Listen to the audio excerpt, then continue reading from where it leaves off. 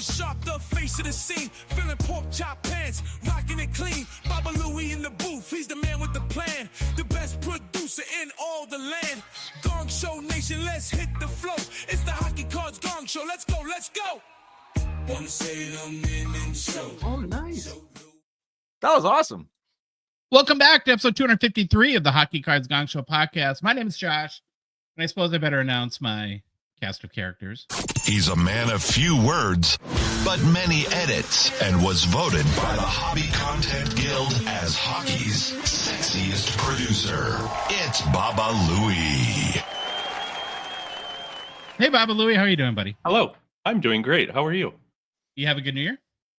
Yep. Yeah, we'll get to that in a minute. But before that, gotta introduce. He wears pork chop pants, requires frequent potty breaks, and just wants a girl to hold his very hairy hand. It's Phil from Ottawa. What's up, Phil? How are we? What's going on? I'm good. Happy New Year to everybody. 2025. Let's go. Yeah. 2025. We're here. Happy New Year. Louis stayed out all night last night. Yep. Party animal. He was MIA almost all day. We were 3 hours before recording, and I had to text his wife to wake him up, Phil. Interesting. What'd you do, Louis? Inquiring minds want to know. We want to know. You know what? A lot of nothing. Oh, Or, went to a New Year's gig. It was midnight. Woo!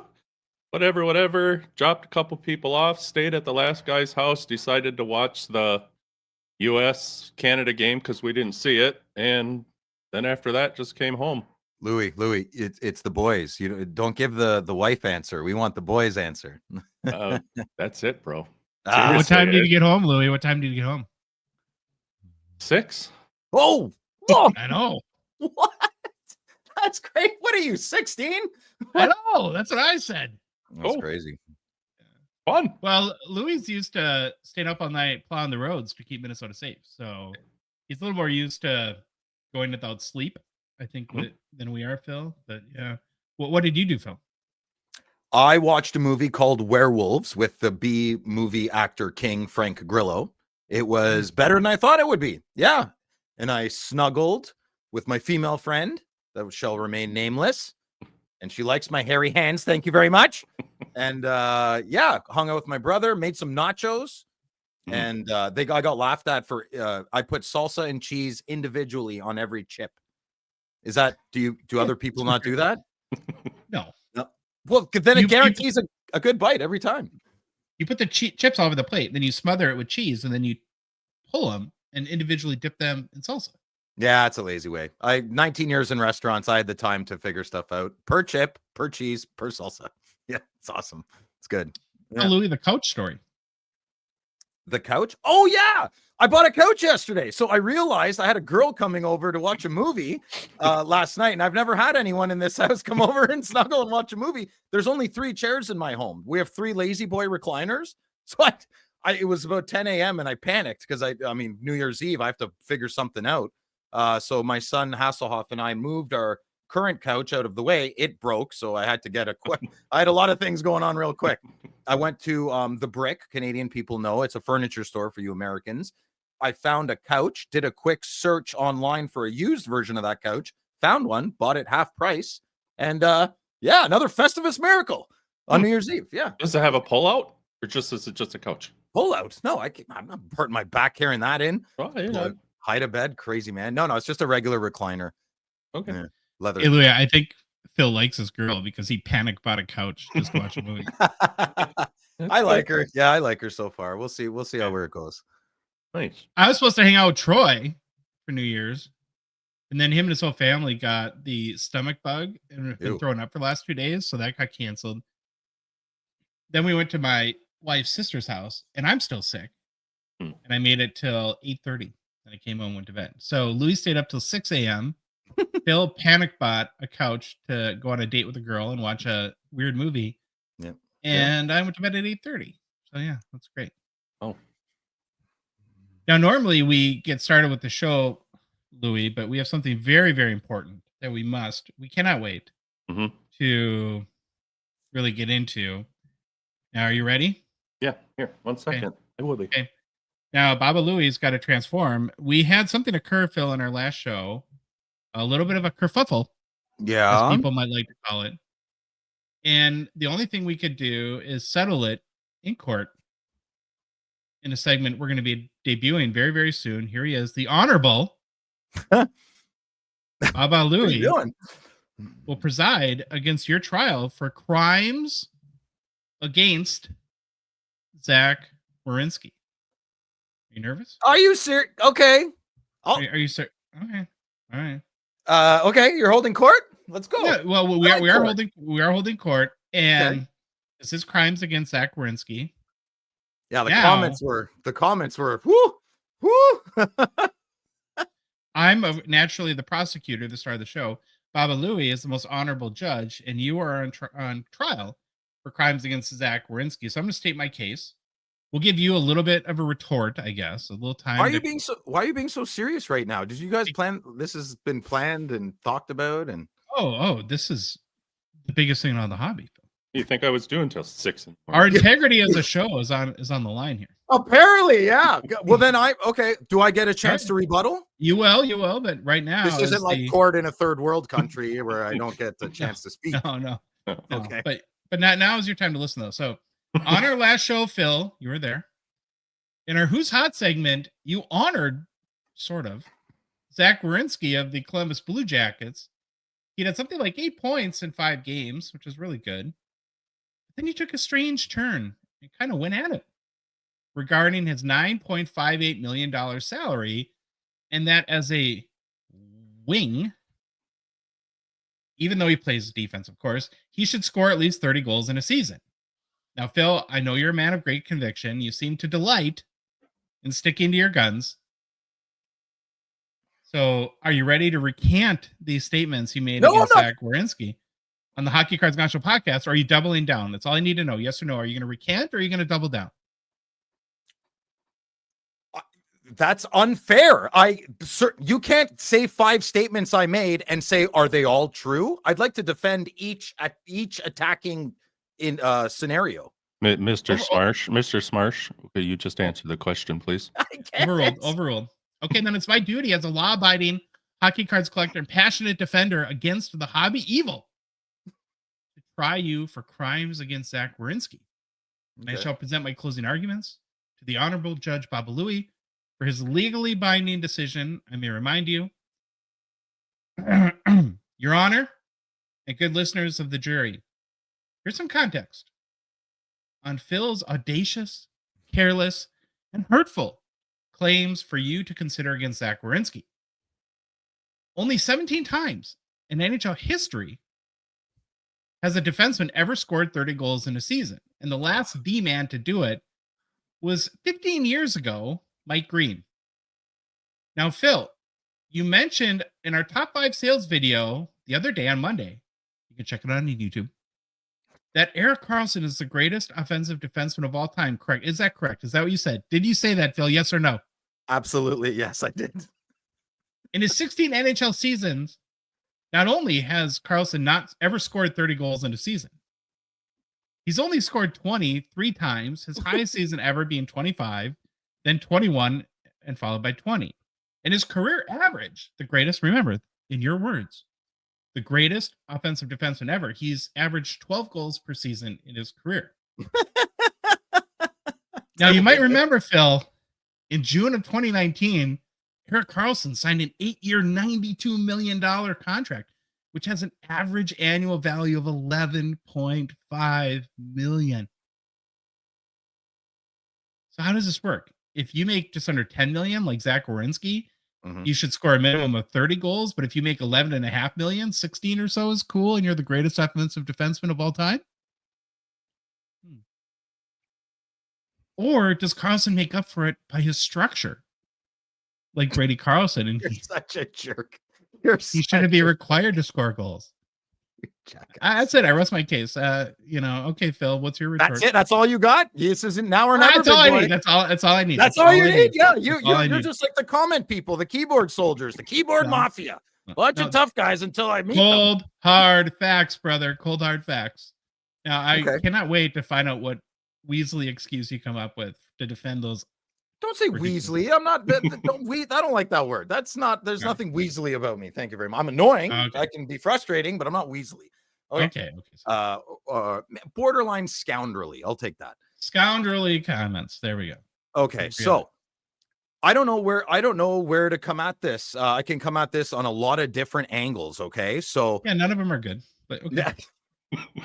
Okay, so based on, I'm gonna use my defensive bone first. Okay, I am extremely aware Zach Werenski is a good defenseman, if not great defenseman.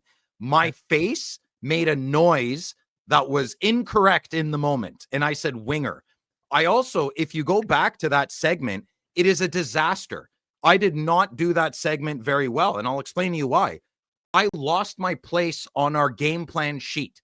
I winged that whole thing, and then I found my place, and then I read the wrong line. So I am getting defensive based on that. Okay. I am an absolute moron, and I will admit it. For example, twice on this show and twice in my real life, I knew Quentin Byfield is not a defenseman, but I mentioned it. And even in front of my son, I know he's not a defenseman, but the words just came out of my mouth sometimes. So, okay, so no one is more self-critical about their imperfections than me. I'm very aware, but I am not giving you that one. Here's another one. I spelled Daniel Alfredsson's name wrong for like 10 years. A guy at a card store once laughed at me and said, well, you're obviously not a big Alfredsson fan if you can't even spell his name, because I wrote it down and he saw it. What do I do in these situations? Like, what do I do? Do I have to prove myself because I made a mistake? Like, obviously, I'm a Daniel Alfredsson fan. I just made a mistake. So on the defenseman thing, I'm not giving you that. I'm not giving you that. Okay. I have no regrets, and I'm not doubling down of anything. But what are your other things? Okay, the 30-goal thing, that's me being an idiot. That's me just being an idiot. I own that. I'll eat that poop sandwich. I was just blown away at how much money he made. And I found out literally 10 minutes before we started the show. So it was top of mind. I don't know why I said Stützle. I don't know why I said it. I'm sorry I said it.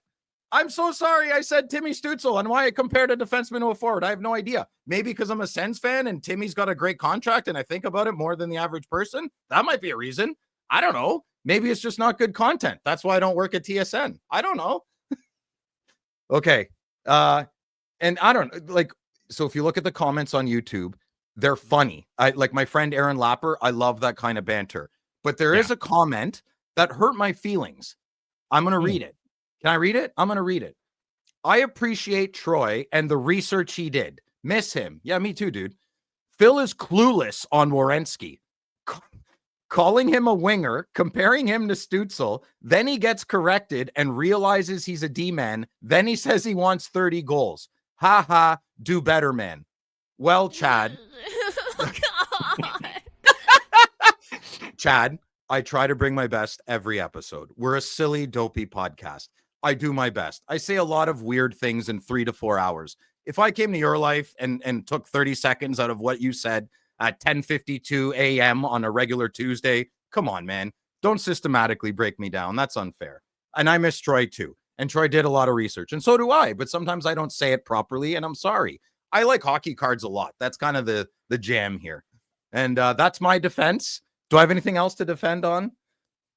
No, I don't. Oh, Eric Carlson. Yeah, I love Carlson. That was well done, Josh. Thank you for that. That was pretty good, brother. But yeah, I love Werenski. I was trying to honor him, kind of, like you said. Yeah, I know it failed miserably. But if I don't know something, I will always admit it. I will never not admit it, ever. What made you so butthurt about that comment? Like, what hurt your feelings so bad? He told the haha, do better, man. Like, come on. I try to do better. I people that know my personality are like, Phil's always trying, you know, like I get that comment a lot, though. You're gonna have to get used to that one. Do better. Like, I think that's like a social thing people say, right? Like, do better, dude. Is that kind of maybe how he meant it? And I'm taking it personally. I don't know how people meet. Yeah.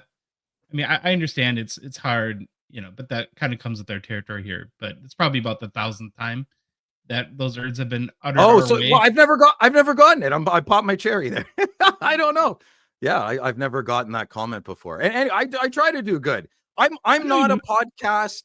I'm more of a 15 to 25 minute funny video guy. This podcast thing is because my friends and I love to hang out and talk, and I don't want to feel like I'm under the microscope. You know, I love hockey. I know more hockey in the winter, but in the summer I forget a lot of stuff because I'm a single dad, and we're getting right off the rails. No one wants to hear this, man. Let's talk about cards. Well, no. We haven't even got. Now we have to go to His Honor, the Honorable Baba Louie, and for his verdict. And if you're guilty against crimes against Zach Werenski, or if you're found innocent, Baba Louie, what do you say? Mr. Smarsh, I put little to no thought into this. And after a very quick chat with myself, I've come to the conclusion that what you said in your Gong Show Who's Hot segment is one of the most insanely idiotic things I have ever heard. At no point in your rambling, incoherent response, talking about points, positions, or salaries, or trying to recover saying you can't spell Alfie's name right, were you even close to anything that could be considered a rational thought? Structure, my friend, is a gift, no matter how you choose to use it. Everyone in Gong Show land is now dumber for having listened to it. I award you no points, and may God have mercy on your soul. Go Gophers. Oh, come on. Thank you, Your Honor. So, Phil, yep, you're guilty. But What's my punishment? I don't know. You have to do the show. Yeah. you have I love to stay doing here. this show. You're right. The one area you're right is that when you talk for 4 straight hours, we're all bound to say something really stupid. You just strung about 19 things together in about a 6-minute span. So and the punishment for saying stupid things is that we make fun of each other for doing it. That's the best part. Maybe I'm butthurt of that comment. I don't know, but don't be mean. Don't be systematically mean for just casual conversation. That's all. Yeah. Yeah, the comment wasn't cool. You gotta throw a bone, man. Yeah, throw a bone. Come on. And there's a reason we're not on TSN breaking down plays. And yeah, that's right. Aim high. Don't punch low. Punch high. There you go. What's TSN? The Sportsnet. You know it's our biggest sports network in Canada. Well, Sportsnet. It's like you have an ESPN. Yeah. We have Sportsnet and TSN. Gotcha. Oh, you have to have 2. We have to do everything better than us. Well, you could put them together and they're still probably not as good as ESPN. You have a final word you want to throw in about this whole Zach Werenski thing, Bill? Yeah. Get it off your chest. Yeah, I might start a PC on Werenski now. I think I could think of a quote that could summarize what I'm striving for. And so it would be, I am no longer shrinking myself to be more digestible. You can choke. Ooh. Is that mean? I like it. Is that bad? Should we edit that out? I don't understand. No, we don't edit it out. I don't understand it. Like, what does that mean? What do you mean? Like heavy flavors. Heavy flavors. Not everybody likes heavy flavor. It's a metaphor. Did you write that? No, I saw it in a meme on like a fitness girl's Instagram account I follow. Yeah, I took it. And before everyone flames me, I know what TSN is. It's just being... Oh, I thought you were serious. No, flame him. We're having court next week. Flame him. Okay. It's a rollback this week. Josh doesn't even know what TSN is. Okay, kill him. All right, let's get this Gong Show on the road. Before we do, though, a reminder that our show, the Hockey Cards Gongshow podcast, is a Patreon podcast. That means we rely on the support of listeners and watchers like yourself to help us cover our show expenses, produce more, and what we hope to be better hockey card content. Phil's Werenski comments aside. And fund initiatives, even in a small way, to grow the hockey hobby. You can join our out of $2.99 support level tier on Patreon. It starts as little as $5 a month. Very easy to do. Just go to our website, hockeycardsgongshow.com, click on the Become a Patron link at the top of the page, or go to the Patreon website directly, patreon.com, and search for Hockey Cards Gong Show. There's a link in the show description, in the podcast apps, and on YouTube, and our TikTok and Instagram profiles as well. All right, Baba Louie, you ready with the game plan? Is Phil still here? I don't know. Did your card still get here? canceled or what? Oh yeah, no, my credit card expired. I shouldn't be there Oh. anymore. All right. I'll take it down. All right. Thanks. All right, boys. Here's where we're at today. The game plan goes like this. First, get to know your Hall of Famers. Then we're going to go into Rookie Deep Dive, followed by Hobby News. Then we're going to turn into 2025 predictions. Ought to be interesting. And then share our hobby goals for the next year. And we'll touch on some new product releases, get into the Fanatics weekly preview, and any personal pickups. Jeez, Louis, good thing we didn't. We almost ran out of space in your list there. You almost had to go to 2 pages. It'd be a big show, I guess. Ooh, I had to cut stuff. Oh, okay. Yeah, can't go to 2 pages on your little graphic there. Right. All right, let's continue our Get to Know Your Hall of Famers series, where we're looking at the lifetimes and career and hobby market for every single Hall of Famer, starting with the very first Hall of Fame class in 1945. Now, we've covered the 9 original inductees from 1945, the next 9 from 1947, and now we're on to our second Hall of Famer from the 1950 class. Today, we're going to profile Joe Malone. Oh. Bill, big Joe Malone fan? No, but I know who this one. I know who he is. Okay. He's a big goal scorer, I think. Yeah. Like the What about you, Louis? Rocket Sorry. Richard. Sounds like a basketball player. Like That'd be Karl Malone, but okay. Okay. Utah Jazz. Utah Right? Jazz. Utah Jazz, yeah. Yeah. Maurice Joseph Malone was a Canadian professional ice hockey player who lived from 1890 until 1969. He played the center position, in which Canadians spell it different. You do R-E, we do E-R. Malone earned his famous nickname Phantom Joe, both for his dark eyes, which is very obvious there. It looks like he's like got like a supervillain or superhero sidekick mask on, doesn't it? Yeah, that's a Marvel villain for sure. Like Robin. Yeah, like Robin. Robin's a good guy. I said superhero. Did I say Oh, villain? I don't know. Villain. I don't know what I'm saying. They're going to be back in court here in a minute. So he's known as Phantom Joe for both his dark eyes and also his ability to find openings offensively and weave his way to the net in an almost invisible fashion. He played in the precursor to the NHL, the NHA, and then, of course, in the NHL once that formed. And in an era known for its violence and physicality, Malone was regarded more as a finesse player, with another nickname of his being Gentleman Joe. In a career that lasted from 1910 until 1924, Malone started in the NHL with the Quebec Bulldogs, then played for the Canadiens, and then the Hamilton Tigers in the NHL. Malone was a 2-time scoring champ in both the NHA and NHL. He won 2 Stanley Cups with the Quebec Bulldogs in 1912 and 1913. Got the picture there? Yep. That's cool. I love these team photos from. Yeah. You see, they have a bulldog in it too. Oh, yeah. That's odd. There's actually a bulldog in this hockey team picture. Yeah, Good listener. amazing. I like those sweaters too. Those are kind of cool. While his professional career started in 1910, he was noted in local newspapers for his hockey prodigy and exploits in as early as 1904. When the NHL formed in 1917, Malone was claimed by the Montreal Canadiens. On opening night of the league, he scored one of the very first goals in NHL history and ended up with 5 goals in the Canadiens' very first game in the NHL. I got a question. Yeah, me too. You go first, Louis. How did you say it? Scored one of the first goals. Yeah, that Don't was my you question. score it or you don't? Right? I think there was multiple games Oh, on opening night in the NHL. okay. Now I it don't makes think sense.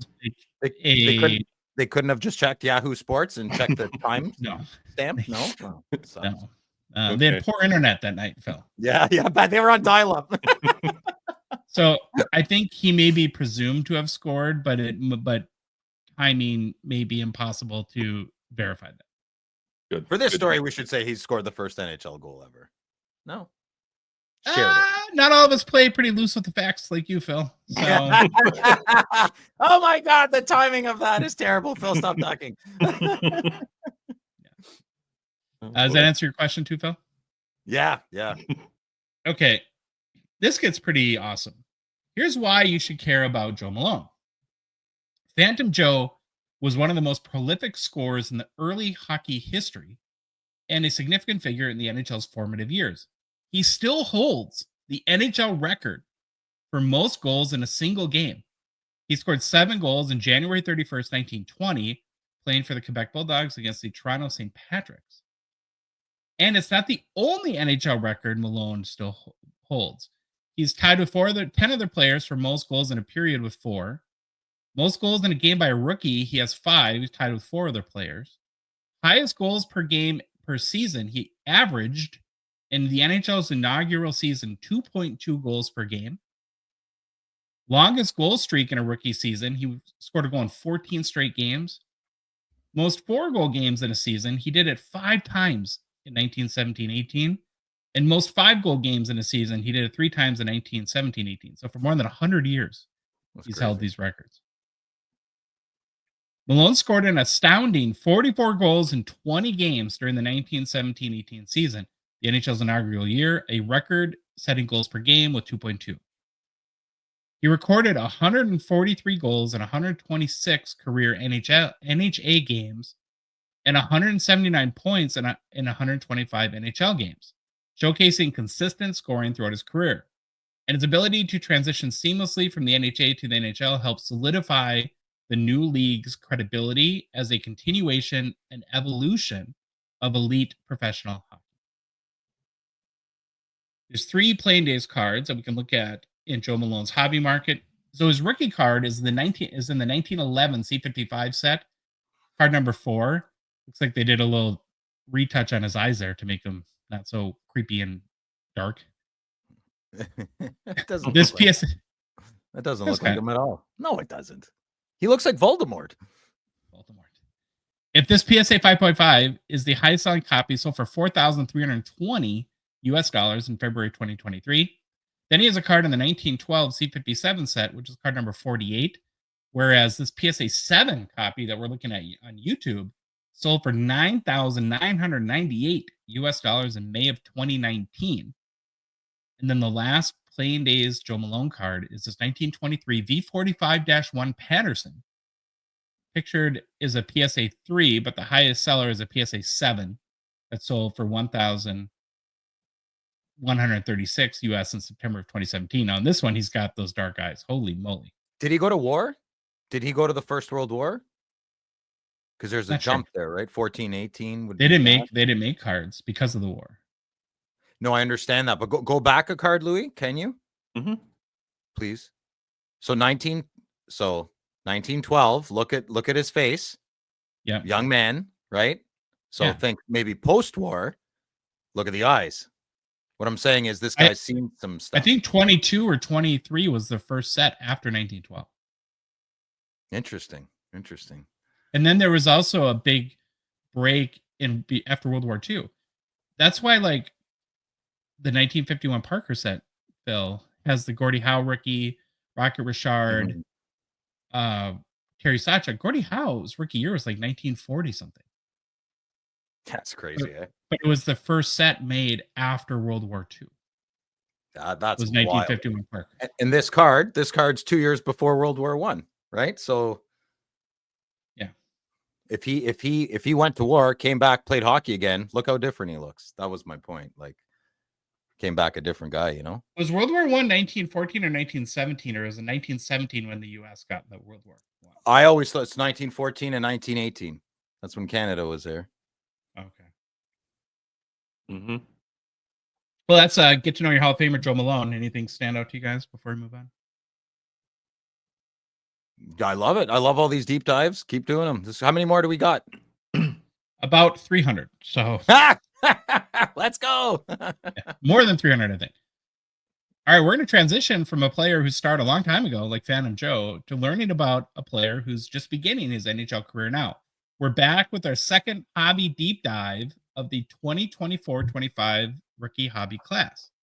So in our last edition, you voted, and we dug into the background and career start for Shimmy Shaker Lane Hudson. That was the first 2024-25 rookie that we've looked into. But he's not the only key rookie from 24-25 Series 1 whose Young Guns is out. There's more, Louis. There's lots more. To make sure we choose the right rookie to learn about, we leaned on another one of our trusty hobby polls. You can lean on that poll. It's very sturdy. And in said poll, we presented you said hobbyists with 4 glorious and fantastic choices. You voted with your hearts, we hope. And we shall reveal shortly the winner chicken dinner. But before we do that, we should reveal which rookies you had to choose from. So here were the options presented in this week's hobby poll. Logan Stankoven, Frank Nazar, or I thought it was Nazar, but I think it's Nazar. Jesper Wallstedt, and Cutter Gauthier. You have any predictions, Phil? Who won that one? Probably Stankoven, if I had to guess. Okay, good guess. We're going to show the poll results now. Incredibly close. Maybe the closest poll we've ever done. Oh, I did not expect that. I thought top to bottom, 27% of the vote. Logan Stankoven squeaks by. Nazar had 26%, then Cutter Gauthier 24%, and Jesper also at 23%. So again, very, very close results. But again, with 27% of the vote, the winner in this week's Rookie Deep Dive is Logan Stankoven. Now, Logan Stankoven, who is 21 years old, was born in Kamloops, British Columbia. I think Kamloops is an amazing name for a town or city, and I now want to be from there. How do we make that? No, you're from Guelph. From Guelph. You're from Guelph. It's not Guelph. It's Guelph. Stankoven was drafted 47th overall by the Dallas Stars in the 2021 NHL entry draft. He's a little on the smaller side, Phil, at 5'8", 171 pounds. He's a right shot forward. Prior to being drafted, Logan played for 3 seasons with the hometown team, the Kamloops Blazers. That's kind of cool. Those are sweet. That's my Canada. I'm from Canada in Ottawa, and we're called the Canada Blazers. Yeah. During his time as a Blazer, Stankoven scored 108 goals, added 141 assists for 249 points in 166 games played. So it's an even 1.5 points per game. Pretty good. Now, headed into the 2021 NHL draft, here was the scouting consensus on Logan Stankoven. On the positive side, scouts admired his elite work ethic and motor. He was praised for his relentless energy and willingness to battle in all areas of the ice, despite his smaller stature. And scouts consistently highlighted his never quit playing style, making him a difficult player to defend. Now, I like hearing that. That's the kind of player that I could get behind. Good praise. He's also noted for his goal scoring ability. Known as a natural goal scorer with excellent, quick, and accurate release, consistently found ways to score, both through his strong shot and creating scoring opportunities in tight. Hockey IQ. Got it. Hockey IQ. His ability to read plays, anticipate both defensively or offensively and defensively was frequently noted as exceptional. Stankoven demonstrated strong decision-making and adaptability, making him a dual threat as both a shooter and playmaker. And then finally, his skating. Scouts appreciated his effectiveness and explosiveness and agility, which complemented his tenacity and allowed him to evade defenders and apply pressure in transition. So that's pretty good, positive things about Logan Stankoven. And here are the negatives and concerns on the scouting report. At 5'8", approximately 170 pounds at the time of the draft, his size was seen as a potential limiting factor for projecting to the NHL level. There were questions about whether his physicality and grit would translate effectively in a league with much larger players. And while his offensive skill set was undeniable, some scouts were unsure how his game would adapt if he couldn't secure a top 6 scoring role in the NHL. Well, Logan started the 2023-24 NHL season in the AHL with the Texas Stars and put up 57 points in 47 games played, including 24 goals. Last winter, he got called up and would make his NHL debut with the Stars on February 24th. 2 days later, on his 21st birthday, Logan scored his first NHL goal and added an assist in a 3-2 overtime loss to the Islanders, and would finish the NHL season with 6 goals, 8 assists for 14 points in 24 games played. So that led to all the expectations coming into this year, and he's, prior to the season, was frequently mentioned as a Calder Trophy candidate, along with guys like Celebrini and Mitchkov and others. And I guess, guys, he's been okay so far this year. He's got 4 goals, 14 assists, and for 18 points in 34 games played. Decent point per game average, a little bit above 0.5. I think a lot of people would love to see more than 4 goals at this point after 34 games. Currently, Stankoven has been playing on Dallas's third line with Maverick Bourque and Oscar Back, getting some power play time as well in the second unit. Now, will he be a 40, 50 goal scorer? Who knows? But he's on a great young team, should score a lot of goals. And if he can keep progressing, I think he's got a good shot to be a top 6 guy, maybe make some noise. Now, have you guys watched him play much? Do you have any comments or feedback from what you've seen? Not on Dallas, but he's a good Canadian boy. Brought home a couple of golds, one for sure. I think we got 2 there with him. Yeah, he's awesome, man. He. I remember watching one of the years he was on Team Canada for World Juniors, and he was one of our best players for sure. I don't know about his point production, but just he's good, man. He's right place, right time. Good. I hate to say it, hockey IQ. It's your favorite, but in regards to Dallas, no, we play them actually. Tomorrow or the next day, Ottawa does. So I'll get back to you. You think Team Canada would take him right now? Yes, absolutely. It's not going so hot over here. A little bit. What about you, Baba Louie? You seen Stankoven play much? No, I have not. He was, if I remember right, though, I think he was my Calder candidate. Oh, okay. I'm glad you paid attention. Yeah, I don't remember. I think he was, though. All right, looking at Logan Stankoven's hobby market, he has a 2024 25 Young Guns, was in Series 1, came out this past fall. His PSA 10 pop is 80 right now. 35% gem rate. We're seeing some pretty low gem rates again coming out of Series 1. Most of them are in the 30s. It's a nice card.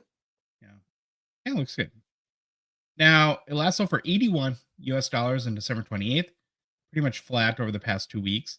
The highest selling Stankoven card to date is his Young Guns Outburst Red out of 25 Raw. It sold for $750 on October 26th. And 2,200 Stankoven cards have sold publicly last year per card letter sales history. So he's had a pretty decent, I guess, hobby chase. Yeah, that's a little bit of his hobby market. There you go. Logan Stankoven. Rookie deep dive. He scored and produced everywhere he's been at in the WHL, the AHL, and so hopefully that'll translate to the NHL as well. Yeah, he teared it up in Kamloops there. I didn't know he was that good. Holy moly!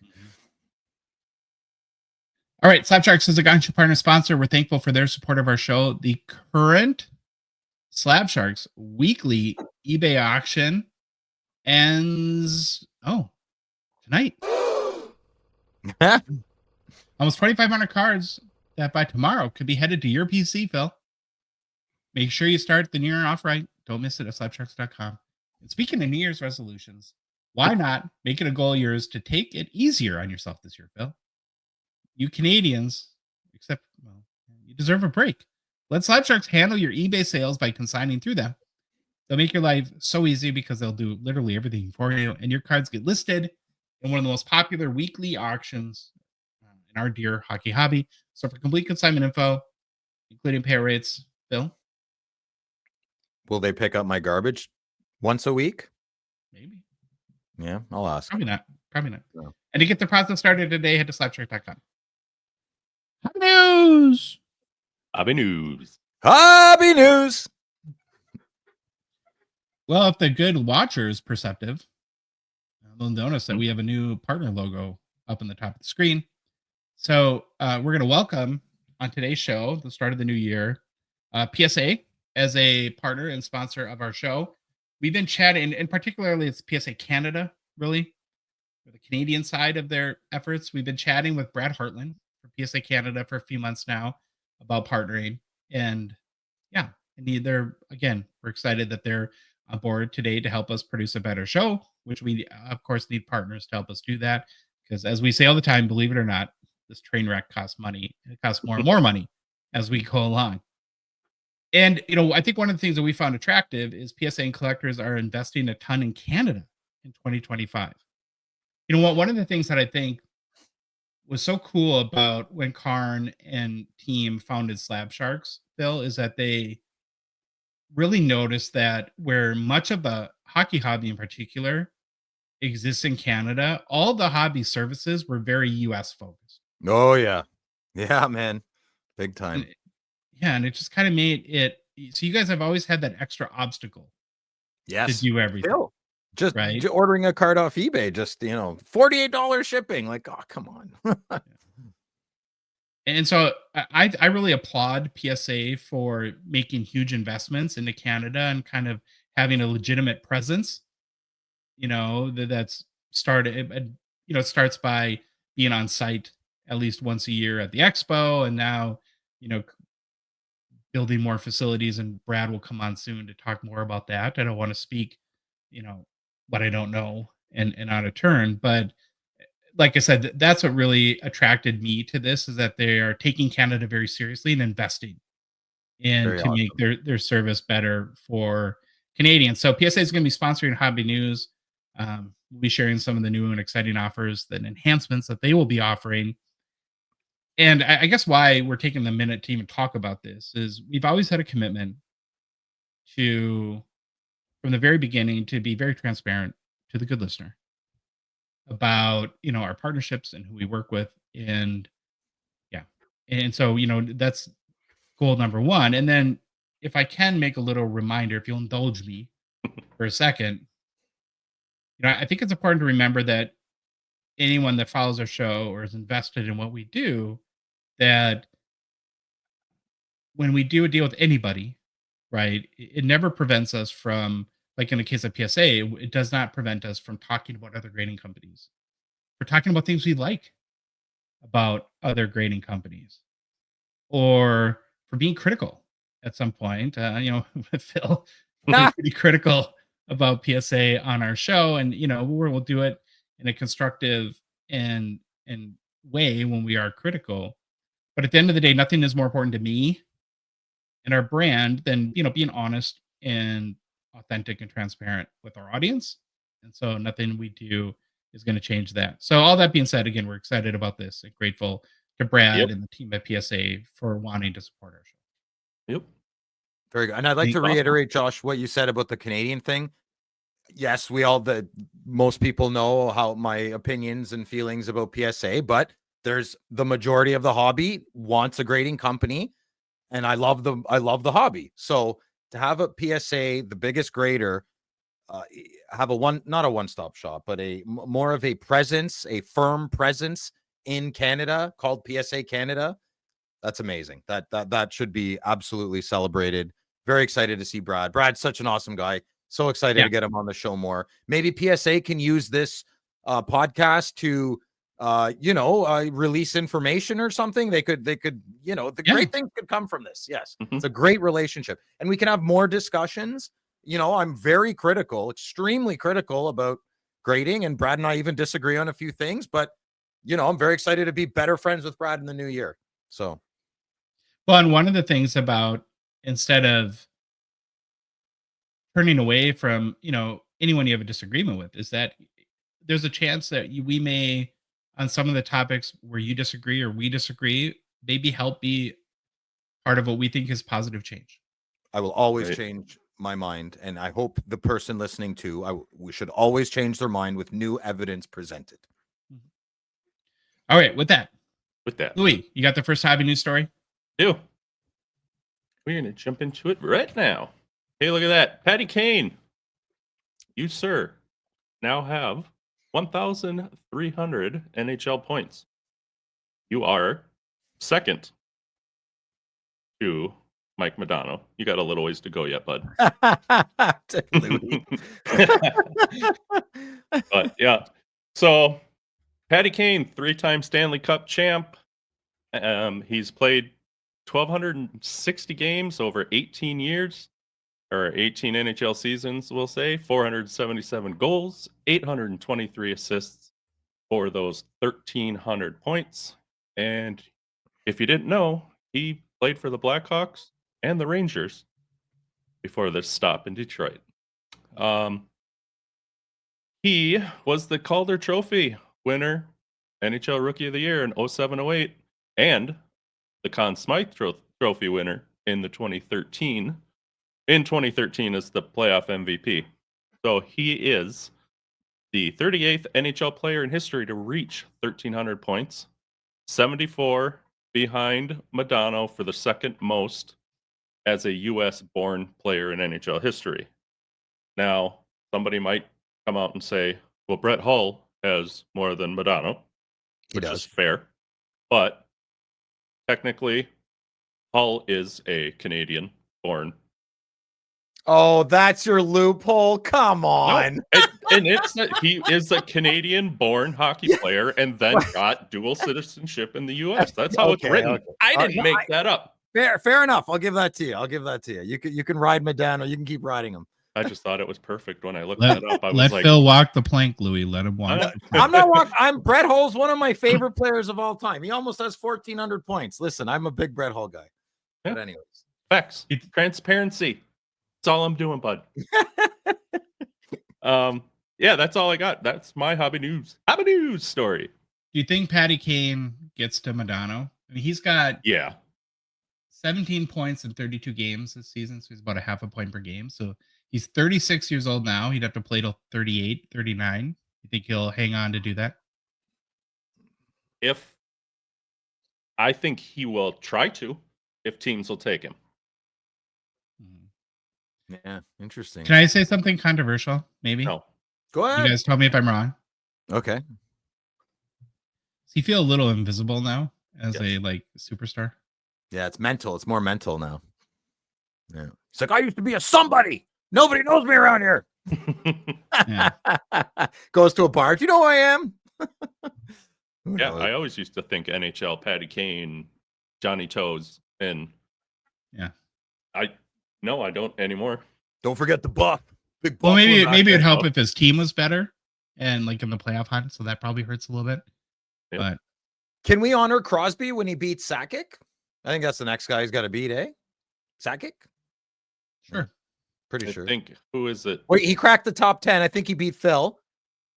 Right? I think that he beat Phil Esposito, which is one of Josh's biggest picks for being one of the most underrated players of all time, which I think is a good pick.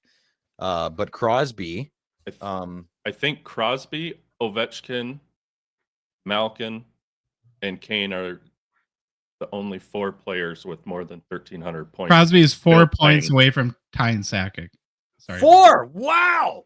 That's crazy. Woo! Let's go, Sid the Senior. Yeah, sorry, Lee. Sid the Senior. We got to move on. Let's talk World Juniors.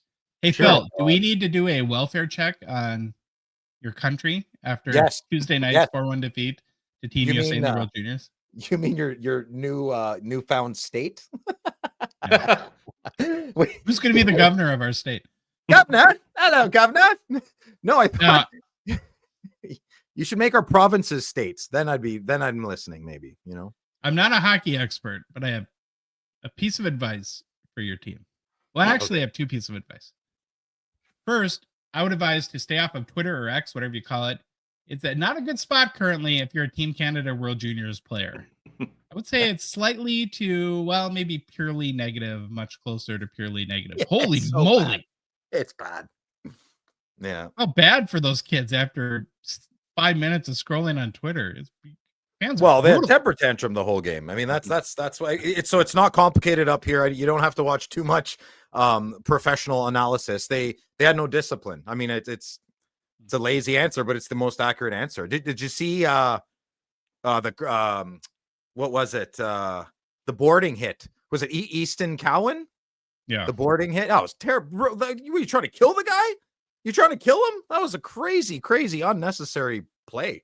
That was nuts, man. Yeah. Did you see the breaking news all of a sudden? No, what? Wait. We have to do the phone.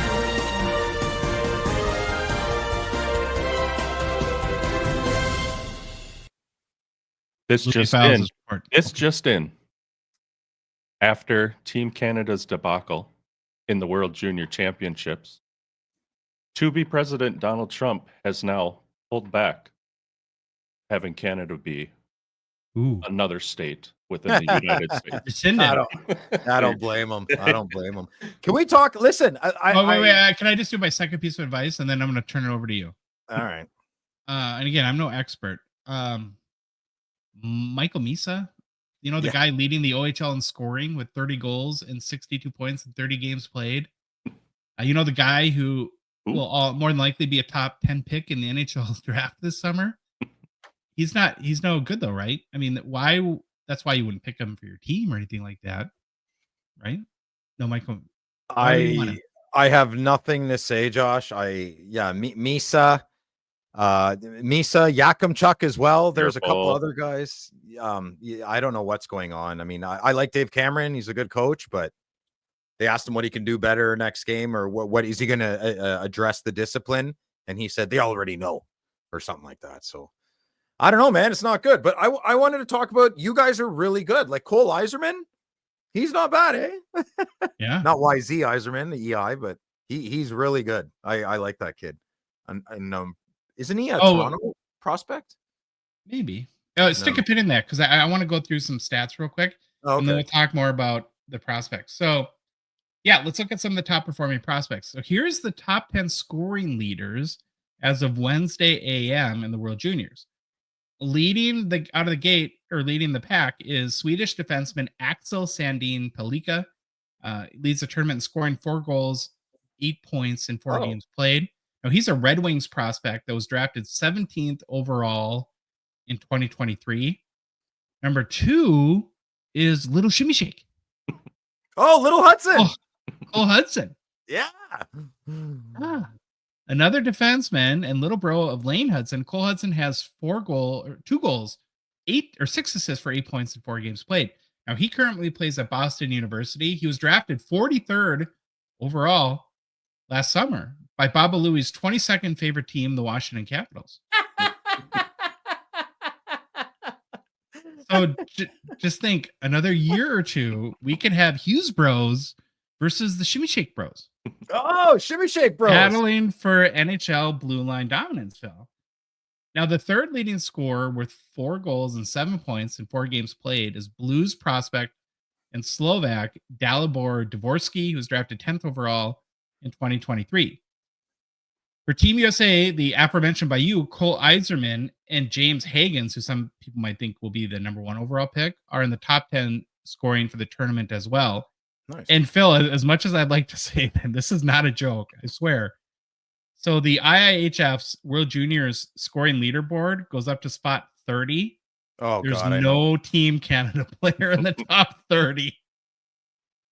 Well, in the last 4, so including this year, in the last 4 years, we won 2 golds out of 4. We don't look so bad that way. Macro view. What? Yeah, it makes sense. Yeah. No Team Canada players in the top 30 for scoring, but it's not all bad news though, Phil. You guys have 2 of the top 3 players in face-off percentage. Hang your hat on. Jerk. This is a jerk to Phil episode. Not starting the new year off good. All right. I guess that's something. Well, here's what I think, that after all this crap talk, we'll probably get smoked and you guys will go on to win anyways. So. Listen, if Gavin McKenna, did you see the crossbar hit? If that puck went in, I hate being this guy, but if that puck went in the third period and didn't hit the crossbar, it's a different game. It's a different game. But anyway, we took our foot off the gas and we let him off the hook. Yeah, pretty much firepower. If you guys get bounced, is there like big repercussions at Hockey Canada? If we won the bronze, we might as well finish dead last. There's no difference. What if you don't even make it? What if you don't even win a medal? Someone's gonna need a security detail. No, they'll have to. It'll cut deep, and they'll have to figure it out from the ground floor, right? Like there's obviously issues at the 10-year-old level, and they got to revamp this whole Hockey Canada. Then then the moralists will come in, and who knows, man. It's not going well. You Americans have a good program going, right? And it's paying off. It's paying off. They said 20, 30 years ago when I was playing hockey, they said you guys were doing it right, and it will pay off in the future. And look where we are. I get like personally a little butthurt by our U.S. National Development Team program, only because there's this whole like backdoor thing into University of Michigan, because the USNDTP is in, or whatever it is in Ann Arbor, and they get a lot of money slid their way by Michigan, and so a lot of their players end up, playing for the wrong U of M. As a Gophers fan, I have to take umbrage with that. But I don't know, Louis, you watched the game in the middle of the night. What were your key takeaways?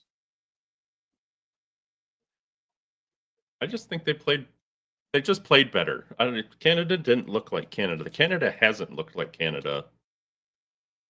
You boys wanted it more. You better framework. It was just you guys just outplayed us. I mean, listen, 5-on-5 wasn't that bad.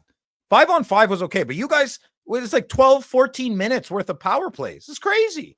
We had 7-8 penalties? Yeah. Or 7-8 shorthanded moments? I think. Yeah, it's insane.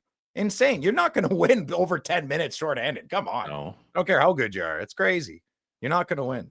But I'm still going to say if McKenna got it in, different game. Think so. Change the momentum of the game if they put it in the net at that point. In Canada, we call it the TSN turning point. All right. Yeah. We'll see how it all ends up. We're going to move on to hobby predictions. I'm excited for this. So 2024 was a very nutty year, as we know, in the hobby. As we turn the corner now to 2025, it got me thinking, I wonder what a year from today we'll be thinking about what just happened in the last 12 months in the hobby. So I thought we'd get a temperature check, see how you as in the good listener and good watcher, feel things are going to go for us all in this little hobby we love in this upcoming year.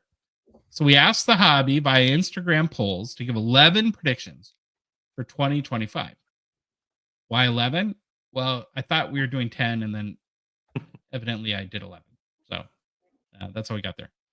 Now, Phil, we're gonna have you guess how the hobby predicted. Then all three of us will give our own personal feelings on the question at hand and our own personal prediction.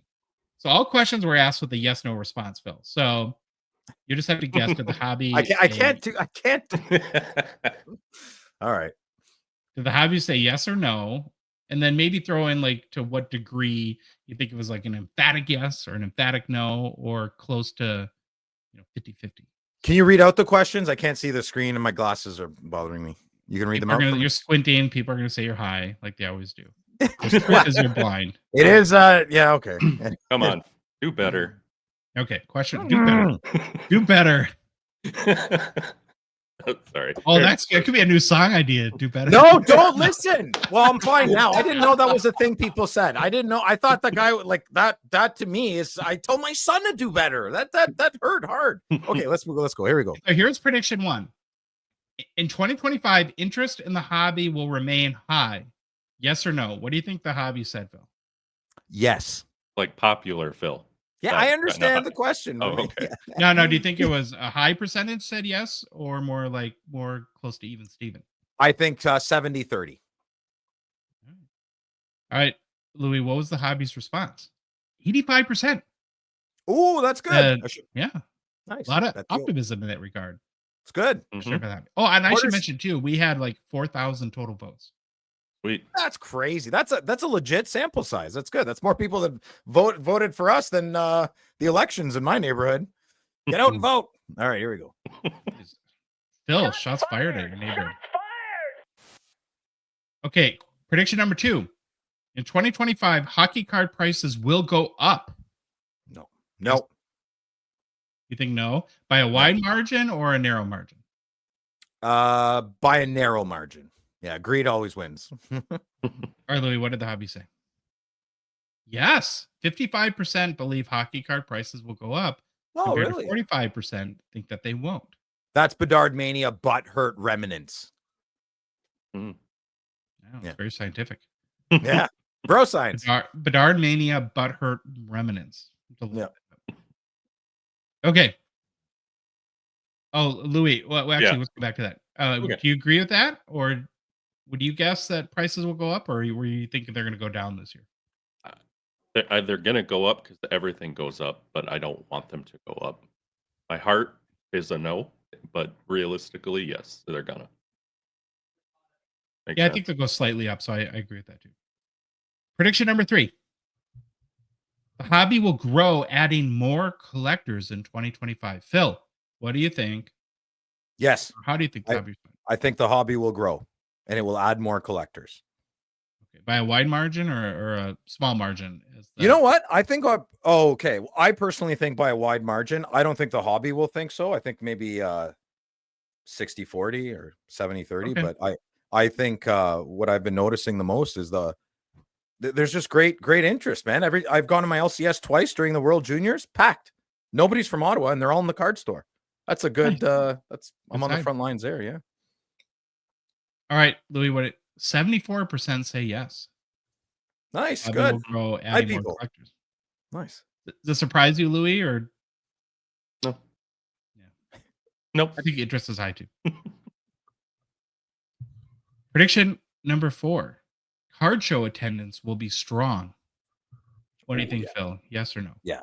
Big time. Yeah. 90-10. Let's go 90-10, Josh. Wow. Very, very. What's the word? Very, very handsome. Confident. I'm sick, so words are not coming to me. Okay, what did the hobby say, Louis? Close, Phil. 86-14. Say yes. Card show attendance will be strong. Yeah. Nice. Yeah. Good. Yeah. That makes me happy because nothing is better than a packed card show. Do you agree, Louis? Mm-hmm. Oh yeah, but I want more. We need more vendors too. Or people and food. I'd like more options of food. Yeah. If Phil wants a Michelin 5-star restaurant at the expo next year. Michelin. Yeah, there's so many hot dogs and chicken fingers you can choke down. I just want an apple, man. Sometimes you just want some fruit, Okay. Good, a salad, a little chicken salad, be good. Chicken salad. What are you, Sylvan now? Need some chicken salad. Yeah, I've been hanging around Sylvan too much. Hey, do you have any cordon bleu over there? No, okay, I'll take the chicken fingers. Prediction 5. PSA will continue to dominate grading. Phil, what do you think the hobby said? Yeah, big time. Antitrust issues coming soon. Louis, what was the result of the poll? Was 83 to 17% say yes. PSA will continue to dominate grading. Does that surprise you at all, Louis? Nope. Doesn't me either.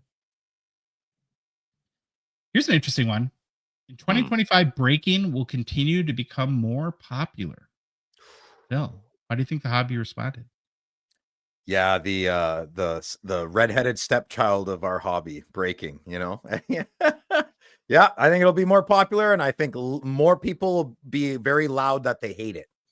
Yeah, which is hilarious to me. Yeah, I think breaking's great. Keep it going. If it's done properly, breaking is great. Barrier of entry removed for the common man if done properly. Yeah. Well, it's kind of like the whole PSA thing, right? Oh, sorry, I jumped. That's right. Where 99% of people will say, have negative comments on PSA, but they grade 99% of the cards. So right. Yeah, that's true. A little bit of a. On the question though, will breaking become more popular? This was one of our closest ones. 51% said yes, 49% said no. Interesting. What does that mean? I don't know. Huh. Interesting. Yeah. Should we get a psychologist on the show maybe sometime? Should. That would be fun. Hey, get a shrink on here. You sure? Yeah, diagnose all of us. Bad idea. It's like, thanks, guys. Thanks, everybody. Phil, could you hang back for a few minutes? It's like, oh no. Yeah, all of us are crying at the end of that show. Yeah. All right, bad idea. No shrinks. All right, now, prediction number 7 is interesting too. In 2025, Beckett will rebound. The hobby thinks. Like, what, a heartbeat? That's a rebound. Oh, we have a pulse. Oh, it's dead again. I don't know. Maybe. I don't know. Yes or no? No. What did the hobby say, Louis? No. 69% said no. 69. Not a lot of okay, you 12-year-old. Not a lot of positivity that Beckett can, I guess. No. Due to inflation, buddy, it's Progress, 96 now. Maybe Dr. Beckett can resuscitate his baby. Yeah. Dr. Beckett. All right, here's a good one. Prediction question number 8. In 2025, the Connor Bedard Young Guns 101 will surface. I don't care. Yes. Yes, it will. You don't care, Louis? No, I don't. I don't care anymore. Oh, I do. I Well, care. Yeah, I care. I think it's fun. I want to see it. I want to see what happens. Yeah, I want to see Who doesn't like a good soap opera? Yeah. But what, just because it's not $1 million million bounty, you don't care anymore, Louis? You only care about $1 million cards? I'm so You know- over it now that I'm not getting paid. You know when I realized men are just like women sometimes about the soap opera gossipy stuff. When the Ultimate Fighter came out on UFC, like Stallone did his boxing thing and he like promoted it, marketed it, millions of dollars. Dana White just put out the Ultimate Fighter quietly. I've never like that. That was the beginning of the end of the men with the reality TV. Ultimate Fighter, like 15 years ago, 20 years ago. Never I watched it. remember. Oh my God, it's great, have dude. That's to. where so many Rashad Evans came from that. Oh, anyway. All right, well, what did the hobby say? 52% say yes, 48% said no. So it's very split on whether that card will surface this year. Interesting. All right, we have, I think, 3 more. Prediction number 9. In 2025, Fanatics will continue to gain more influence in the hobby. What do you think, Bill? Yes. And I think it's good and bad since you asked. Yeah. By a wide margin or a narrow margin, do you think the hobby voted on that? Landslide. 90-10. All right, Louis, what did they say? Yeah.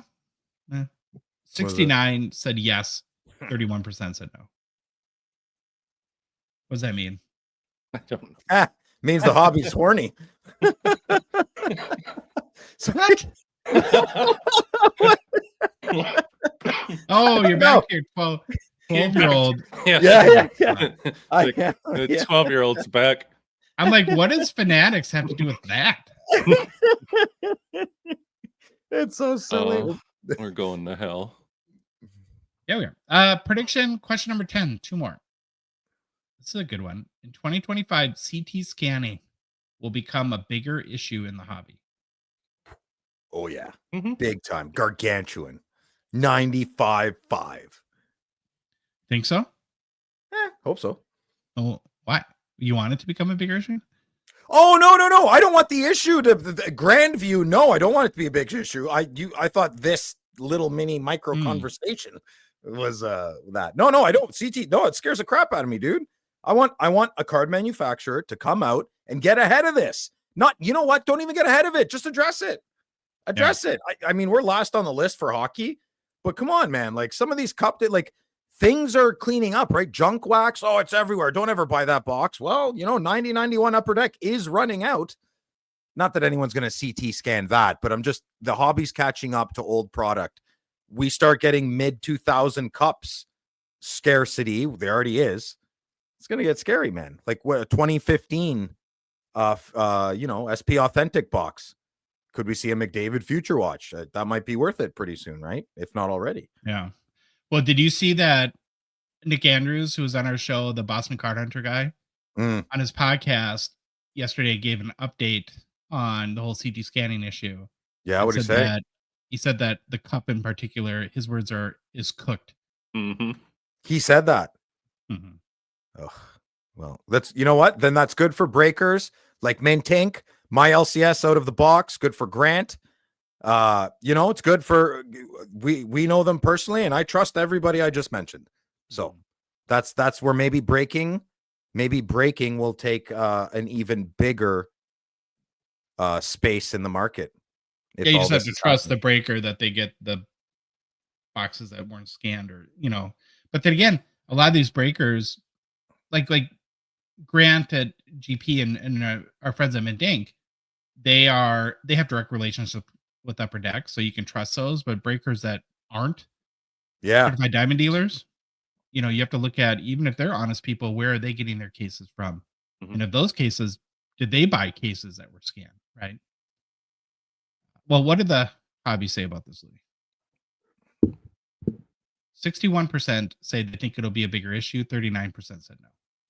Wow, I did not expect. I was wrong on that. So 40% of you, 4 out of 10, don't think.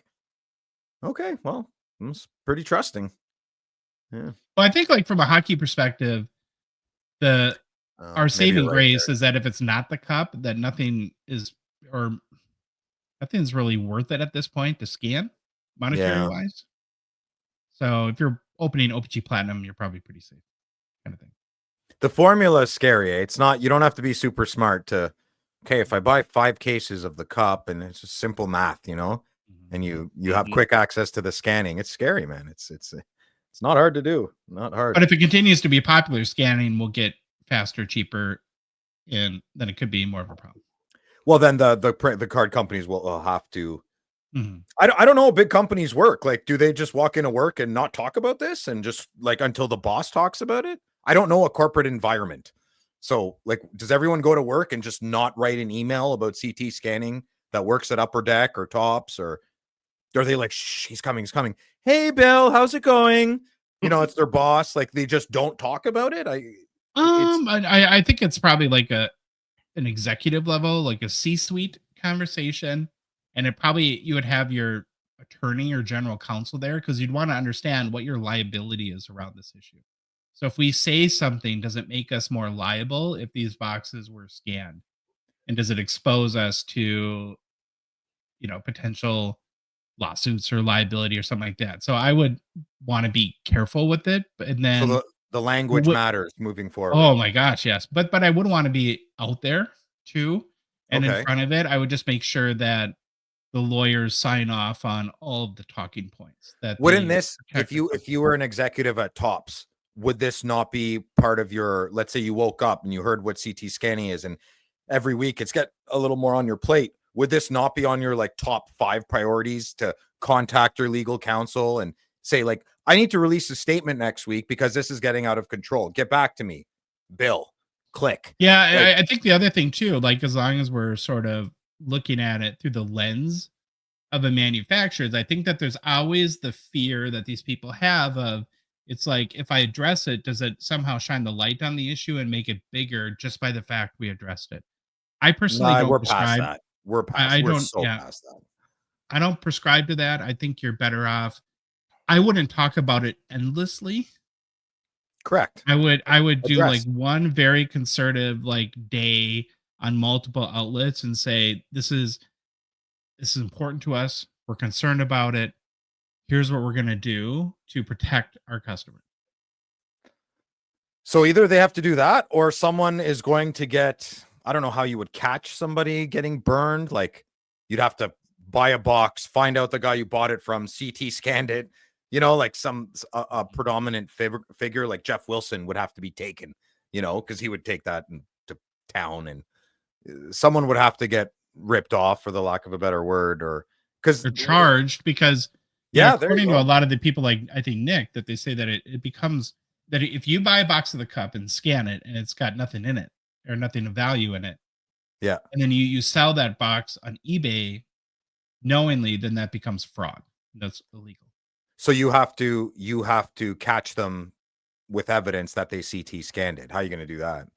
Yeah, probably. It's going to get messy. This is it's going to get So let's full circle. We need the card manufacturing companies to say something. I don't like. No one's asking you to fix the problem. Address it. It's so peculiar to me. It's like if a new pest came into coniferous vegetation, and my customers and I just like ignore it completely, like spider mites. We're not aware of. We just don't respond to spider mite problems. That's just so weird to me. That's so odd to me that you don't address something that is directly affecting your business. I'm not yelling. I'm not angry. I'm just asking. Isn't it peculiar, Josh? Isn't that like, you worked for medical companies before? Wouldn't it be a little odd that they're not addressing an issue? Well, I mean, pharmaceutical industry is one thing, but I think you're better off being on the forefront of issues, because it helps demonstrate like you're a thought leader and that you're part of the solution and that you're on the side of the consumer, right? Okay. Versus And even if you are working behind the scenes to fix it, if you don't address it, unfortunately, the perception becomes negative, like that you don't care or you're trying to hide from it. And that might not be the case at all. But we're such a small community, you know, like we're a small, the hockey, especially hockey. I'm trying not to say upper deck all the time. I'm trying to say tops. So the card collecting sports community is not that big. Everybody is aware of CT scanning, you know, maybe not the newest guy or girl, but it's we're so past it. That cannot be a tactic. It can't be. That's crazy. I think it'll get addressed this year. It's going to come. It's just sad to me that it'll have to get such a big issue. Then they'll have to say something, right? And I just don't want it to end with, this is what we're doing because we care about you. And then the comments will be like, well, it took you 2.5 years to make the statement. So, you know, here we go, full circle again. I want some fresh blood in these card manufacturing companies, some fresh blood, not necessarily young, but that get it, right? Let's release information through podcasts. That's the way things are happening in the new world. Whether you like it or not, I call people. I don't like texting. Everyone texts me. It drives me crazy. I got to text back sometimes because people don't answer. You got to change, man. You know? All right. There's one more left. One more prediction. It's a fun one. So it's good to end on a fun one. Prediction 11. In 2025, one of the Wayne Gretzky rookie PSA 10s will go up for sale. Been what, 3 years? Almost, or 2.5 years since one of the four has gone up for sale, either Tops or O-Pee-Chee. What do you think the hobby said, Phil? Ooh, I wanted to really bad. I think one will come up for sale, and I think the hobby doesn't think the one will come up for sale. Yeah. All right, Louis. Look at that. What is it? It looks close. The orange looks close. 51% said no. 49% said yeah. So almost dead even. Wow. Okay. Good. Yeah, I think, well, for shows like us, it would be a lot of fun. Gives us a lot to talk about. Yeah. And listen, times, even rich people have not rich days, right? So maybe times economy's not the best. So I'm going to hedge my bets that somebody's going to sell one. Okay, so for these 11 predictions and how all the votes shook out, is there anyone in particular that surprised either of you? You're like, wow, I can't believe that the hobby voted that way. I thought everything was pretty. Yeah, I did say for one. I just don't remember what it was. I remember it was like, oh, wow. I can't believe the hobby said that. Maybe it was question. I think it was the CT scanning one, which is why we talked about it for. Yes, you're right. Yeah. That was literally the 2 questions ago. Couldn't remember. Anything stand out to you, Louis? Yeah. What do you remember the answer was? Was it close for breaking will continue to be become more popular? Yeah, it's pretty close. I think that one stands out to me the most. I would assume it will continue to get more popular. Yeah. And I didn't expect that one to be so close. But do you guys think Breaking Point is the entry into the hobby now? That like instead of like moseying into a card shop for the first time, like in LCS, you're more likely just to download Whatnot or something like that what I was going to say. So when I went to my LCS there a couple days ago, I asked them where they were from. They said, oh, Edmonton, the whole bit. I said, oh, how'd you find out about the card store? And they go, oh, well, we're here for the World Juniors, or I don't know, whatever way this went. But they enter the breaks from Edmonton. Oh, they love the breaks out of the box. So, you know, it's yes, I think what you just said is happening, man. You know. Well, thank you everyone for your votes. Very, very interesting, and we'll see what happens in 2025. Well, we're going to transition from hobby predictions to our individual hobby goals. Right? That might be fun to share our New Year's resolutions, as you might call it, from the hobby perspective. And heck, you guys might want to share your personal resolutions too, Phil. Oh, here we go. That's Bob the Builder. I can't figure this out still.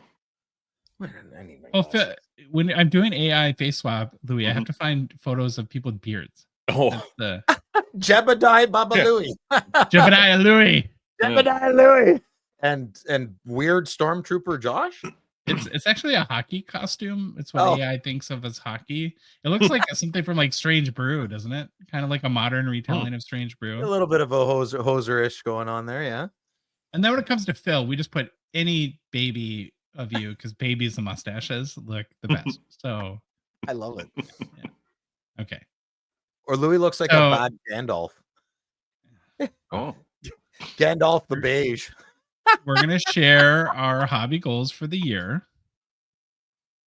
And Phil, I was told it's not fair for only the good-looking people like me and Louis to always go first, Oh, and by someone I trust. And so, buddy, in the spirit of giving in the new year, us beauties, Baba Louie and I, we're gonna give you the honor of being the first to share your 2025 hobby goals. We'll let the ugly people go first. Okay, Phil. get out of here. Listen, I'm very handsome inside and out, and I have references to provide this proof of evidence. Okay, here we go. So number one on my list would definitely be organize my collection better. I struggle with this. I'm a big one-touch guy. I'm a big Pather Ultimate Holder guy. I like putting them in my boxes, but then I label my boxes, but sometimes I panic when I have to run home really quick and grab something. And then I destroy all organization that I previously did. So I need to find how to get better in that. Maybe you guys can share some best practices. I don't know, but I struggle greatly. Like right now I can't find a certain card and I'm losing my mind and I'm gonna have to go through everything. So I want to organize. I want to organize better. I have some comments. Wait, I have some comments here. First of all, you said you're a big one-touch guy. I'm sorry, what? Yeah, one-touch holders. Yeah. Oh, hold it. And as far as like that goes, I'm definitely not the Baba Louie is way better to give you advice than me. Baba Louie knows I'm the king of I make a random $4 sale on eBay and spend 20 hours looking for a $4 card because I can never find it. Yeah, I was including you to feel better. I know you're pretty disheveled, Josh, like me. Yeah, it's pretty nuts. Actually, with my new studio here, everything's been all tidy and ship shape. Well, I got rid of my bookshelves. Even then, it was bad, and now they're all over the house. I have like random bookshelves in the hallway upstairs. I'm pretty close to putting one in my bathroom. I have nowhere else to put it. Well, one might say a bookshelf is a tool for organization. So yeah, it's not working well for me. There's just too many white boxes, and labeling them on the sides isn't working. And yeah, like I have 3 spots for all my Gretzky cards now. It's frustrating. And I also firmly believe not to keep all your cards in one place. And they are now, so that's not good. Anywho, my interests have also dipped outside of the Sens, Wayne Gretzky, and Patrick Waugh. So my collection has grown in a very different way. So not just organizing them physically, organizing them spiritually in binders and in boxes. I don't know how to do it. Because sometimes, when you have like a shoebox and then you only have enough half cards to fill the shoebox, it drives me crazy when all the top loaders fall down. Oh, it drives me nuts. So I try to fill in. I try to 80% fill in the column, and that's where I screw up. So I like having quick access to my big cards, but I also don't like having my cards in the same place. So I need to figure something out. Okay, so that's it for organizational. I would love to learn more, and the information is out there. I just got to keep watching it over and over again about the C55s. I would like to learn a better way to approach buying my first one. I would like my first one to be Frank Patrick. Centering's a big one for me, but these are thousands of dollars. So I'm taking my time. Can I help you really quick? Yeah. Remember the oddity of the first hockey set. So the first hockey set is a 1910 C56. And then it's 1911 C55 and then 1912 C57. So I there you go. I would have screwed up already. So Frank Patrick's a C56, right? He's in the C55 set too, but if you want the number very one first hockey, that's a C56 1910. Okay, good. See, already there. And here's a great example. Jeremy was on recently. Bobby Burrell, I know he did the O-Pee-Chee thing, but it did come up, some of the C56. The information is always around me. You're probably going to have to tell that to me again, Josh. It's just who I am. Okay. So one of the challenges the three of us have, and I've actually thought about this recently, is that we forget that we do lots of shows, right? And so like, I think in our minds, if we talk about something once, we say, oh, we covered that. But that might have been 70 shows ago, and about 99% of people have forgotten. Yeah. So it's actually good for us to be repetitive especially for new collectors or maybe people like yourself that are interested in exploring new parts of the hobby. Well, I'm not a new collector, but I am a new collector with this. We're all new collectors with something new in the hobby. I know that sounds silly, but it makes sense, you know? So, all right, good point. I'd also like, I don't know if this is going to be possible, but Hasselhoff used to love collecting cards a lot. I'm whispering because he's watching South Park in the next room. And I don't want him to be all teenager in my face. Like, you talking about me? Oh my goodness. I'd like to find a set that my son that would put some light back into his eyes about card collecting, because I lost my little buddy. I mean, he's 16. I get it. Interest change, but so that's a bit of a selfish one. But I keep presenting him new sets to see if they would strike a fancy in them. But so far, no good. So I'd like to spend the new year trying that. And for so cute. Thank you. And for social media and the podcast, I would like our podcast to keep being a hobby leader of fun and good energy. That's what I want us to be known for. I think that's happening, and I'd like to maintain and increase that vibe. I think comedy, great way for me personally to help out. So I would love in the new year to step out of my podcast chair, and express myself in different ways with like maybe parodies and commercials and whatnot. Yeah, so that's about it. But for specific cards I'm hunting, a Sidney Crosby or Ovi Ovechkin Young Gun, that's definitely needs to be purchased this year. A 2008, 2009 retro rainbow Wayne Gretzky out of 100. Any Crosby autos, I think I'm going to start a Sidney Crosby and a Brett Hull PC this year. I already have a good one, yeah. But I think Brett Hull, I'm gonna dive in. I'm gonna dive in. Why Brett Hull? He was one of my favorite players growing up, him and Pavel Bure. And I'm not gonna play the Pavel Bure game, so I'm gonna go Brett Hull. That's kind of a spendy game, and there's not as many Bure good cards as you think, and so it gets very competitive. Yeah, and I think Brett Hull is a sleeper on that one. I know there's some big collectors. He has some the blues patches are beautiful. He has the most points as an American of all time. I mean, he's so iconic, so it'll be good. Yeah, I think you're gonna let that go, Baba Louie. Yeah, ad-lib that one in there. Oh, no. Louie, yeah. What are your goals this year? You know, I had a laundry list of stuff written down for this, and I deleted it all. And I think I think my goal changed as I was writing the thing.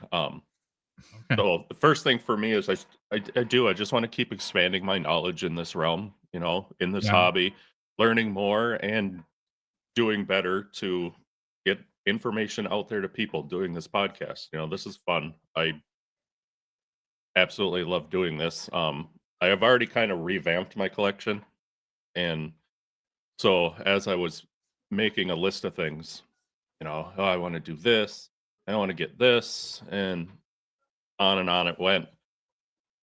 I just deleted it all and decided, you know what? I don't want to have that structure in this. I want this to be fun. Whatever happens. I'm going to let the chips fall as they may. Who knows who I might end up collecting in the summer? I don't know. I actually just want to let the floodgates open and see what happens. Ooh. I don't want a. Yeah. You know, I like it. Can I make an observation for you? Sure. In that, I think I don't want to break news. I'll let you do that in due time. But I think you really enjoy like set collecting or like chasing a rainbow, or that you're going to need something new like that. Like that kind of gives you a lot of purpose and drive, and the hunt, and the hunt that takes a time, like a year, to put together, is kind of seems like a very Louis thing to do. Seems right. I can't disagree with it. Yeah, you just have to maybe let that come to you. Right. I spent a little bit of time. Oh, are you done? Sorry. No, yeah, that's fine. Go ahead. Spent a little more time. My hobby goals is to continue to be more dialed in, spend my money more wisely, understanding what I truly love, and not just I get I'm like a squirrel. I get distracted by whatever is new and shiny. I tend to like that. And over, I don't know why. Maybe it's because trying to keep up with the Hobby Joneses, or I don't know what the deal is, but just kind of be more dialed into what I like to collect. And I kind of have, I think, realized in the last few months that I'm kind of a Fleer guy. What do you mean you just realized that? Of course you're a Fleer guy. Well, I've always been a Fleer guy, but I think that's like my main squeeze. Yeah, I concur. So I just have to be strong enough to come out and admit it that I love Fleer. Mm-hmm. It's like Nickelback, right? It's like saying you like Nickelback. Be proud. I like Nickelback. Say it, Josh. I like Fleer. Is Fleer the Nickelback of the hobby? Well, you're making it seem it. Oh, I don't know. I didn't think so, but you're clearly the one-eyed king of the blind Fleer followers. All right. So cards I really want to get this year. I want to get the O-V and Bure O-Pee-Chees. Somebody I know. I might know a guy. Yeah. Oh, say something. And I really want a 23-24 Kaprizov Jambalaya. I really love. I look every day on eBay. One never comes up for sale. Stop. It's no one knows. They're all in the penny boxes. Yeah, that's it. I don't care. I'm not going to continue until you apologize. I'm sorry, Josh. I'm sorry. I didn't mean to hurt your feelings. I also want a 23-24 Kaprizov Super Rave out of 50. I like those cards. Super Rave. I can't picture what that looks like. Yeah. That's the Z-Force cards out of. Oh, okay. Gotcha. Oh, that's what they're. Oh, interesting. Yeah, you like those, eh? Interesting. I'd like to complete the Series 1 holotype set. I know Phil did it in 30 seconds, but when Phil does things, particularly with ladies, it only lasts a matter of seconds, where I tend to take my phone. Oh, I told you, careful, bud. I said I have references. Okay, listen. I got anyone listening, I have a full set of holotypes for sale and an extra Connor Bedard. So you have two sets? I have two sets and a third Connor Bedard. Don't ask. No more questions. I went a little crazy. Yeah, little. Holy cow. Yeah. And then I want all of the Skybox EX 2000 cards when they come out. Every single one. Okay, I want all of them. 100% of the product I want to own. And then when's that release? Hopefully soon. I don't know. Okay. And then for us in our little show, very similar to you, Phil, I want us to be the voice of positivity and fun. Yeah. For the hobby. That's kind of hopefully our lane and our vibe. So we'll see. Maybe we'll check back next year and we'll dig these goals back up and see how we did. We'll probably think like, what the hell were we thinking? Like, that's how life tends to work. Yeah, right? I don't want people to be happy. Screw them. Got to move on to new product releases brought to you by friends and partners at Mint Ink. Hey, Phil, start the new year off right. Maybe buying stuff you love, like cards, boxes, maybe doing some grading, getting in some Black Diamond breaks this Friday. You can do it all at mintink.ca. Be sure to check that out. So this is now one, again, we don't have the release till Friday because of the New Year's Upper Deck. Typically it would have come out today. So needed something to fill the spot a little bit. And we're all three of us are big Parkhurst Champions Bobos. Yeah. We love the set. We're about 2 weeks now since the release of 23-24 Parkhurst Champions. So I wanted to do a little check-in. See what the top 5 early sales are. And if the hobby at large is vibing, this set is chasing it, is going after some of the key cards. But before we do that, though, both of you. So how is this set sitting with you, Phil? It doesn't feel like you're going as like gung ho. Yeah, that's a financial decision. Okay. Yeah, I was in a better spot last year at this time. Yeah. Okay. I would love to buy a case. I would love to. I still might. I mean, the price will go down. I won't be getting the master collection. I would like to finish the legends though again. Yeah. Louis, what about you? How's it sitting with you? You still as into it as you were a few weeks ago? Oh yeah, absolutely. I'm still into it, but I still really like last year's better. Okay, so you're more of a fan of the 2022 rendition. Right. Have you heard anything around the hobby shop?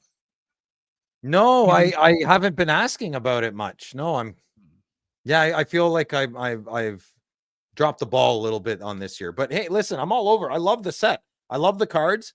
I am like Louis. I like the set better a little bit more last year, but it's a great set. And I'm looking forward to next year's too, you know? Yeah. I think they're patch card. The patch cards and or patch autos. They're awesome in both. I love them. Can't beat them. Yeah, can't beat them. Okay, so one of the ways we can kind of get a gauge on how the hobby's reacting is taking a look at these top 5 early sales. We're going to do that right now. Remember, any sale made via eBay was verified as paid for in Terapeak. They're all via eBay, typically very early on. They don't have time to get to the big auction houses. Okay, are we ready, Phil? Phil, you nervous? You look scared. No, I'm good to go. I'm excited. Well, you can put your glasses on for this one. It's very exciting. I did. Yeah, I can see perfect. Okay, here we go. Coming in at number 5 is a Connor Bedard rookie gold rainbow that sold for $153 on December 21st. A great looking card, in my opinion. You guys I'd buy it. See, this hurts me. I would have bought this for that price, 100%. I'd buy that for $1. It's a very hard card to get. Yeah. And he doesn't have like as weird hockey mouth as he typically does. So I'm a big fan of this card too. Yeah. You like it, Louis? Yes. Oh my goodness. That was another Baba Louie Hobby hot take. All right. I didn't want to be negative. I don't honestly. No, I really do not like him in this picture. I'd rather you be negative, Louis, than a liar. Yeah, be honest, man. Okay, you don't like it. I like it. I like the card, just not the photo of him in it. Fair point. Number 4, Luke Hughes, rookie auto blue out of 25. Sold for $170 on December 26th. Don't grade this card, whoever bought it. Someone needs it to finish their set. Don't do it. Okay.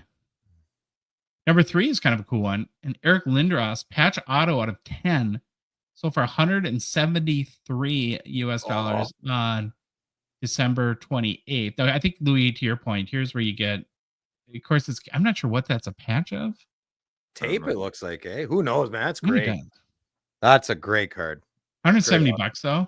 Mhm. Yeah, Nuts. nuts. Nice looking card. Number 2 is the Redemption. The Connor McDavid blue auto out of 15. Redemption sold for $355 on December 27th. This That's card is sick. It's pretty clean. I can read the font well. Corners look I think good. that would grade. Top left looks a little weak. I'm gonna get a hard PSA 9 there, Joshy Poo. Yeah. You know somebody's graded a Redemption before, right? Oh, I guarantee you someone's tried. Yeah. And then number 1, a Connor Bedard rookie auto raw sold for $500 via eBay on December 18th. Yeah, I find this one peculiar. It's not a interesting. Maybe there is a Connor Bedard fanboy out there. Because this is just a base auto.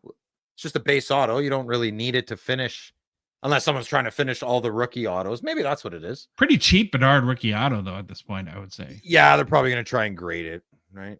Probably. Oh, who knows? It could be anybody. It could be. So I would have bought this I would have bought this in a heartbeat, not because I'm a Bedard guy, because I'd want to finish the rookie autos, right? So maybe someone bought it for that. Are you surprised that the highest selling card to date is only 500 or no? My brain says no. My heart says yes. What do you think? It's not a set. It's not an get rich quick set. Yeah, and it's not flashy like Allure. It's not alluring like Allure. It's not going to be a smashing hit with the kids. I think it's a perfect 35 to a 35 plus set. You know, I'm in that demographic. I think it's a beautiful set. I think it's a really good set collecting set. You know what? You want to know? I just thought of something.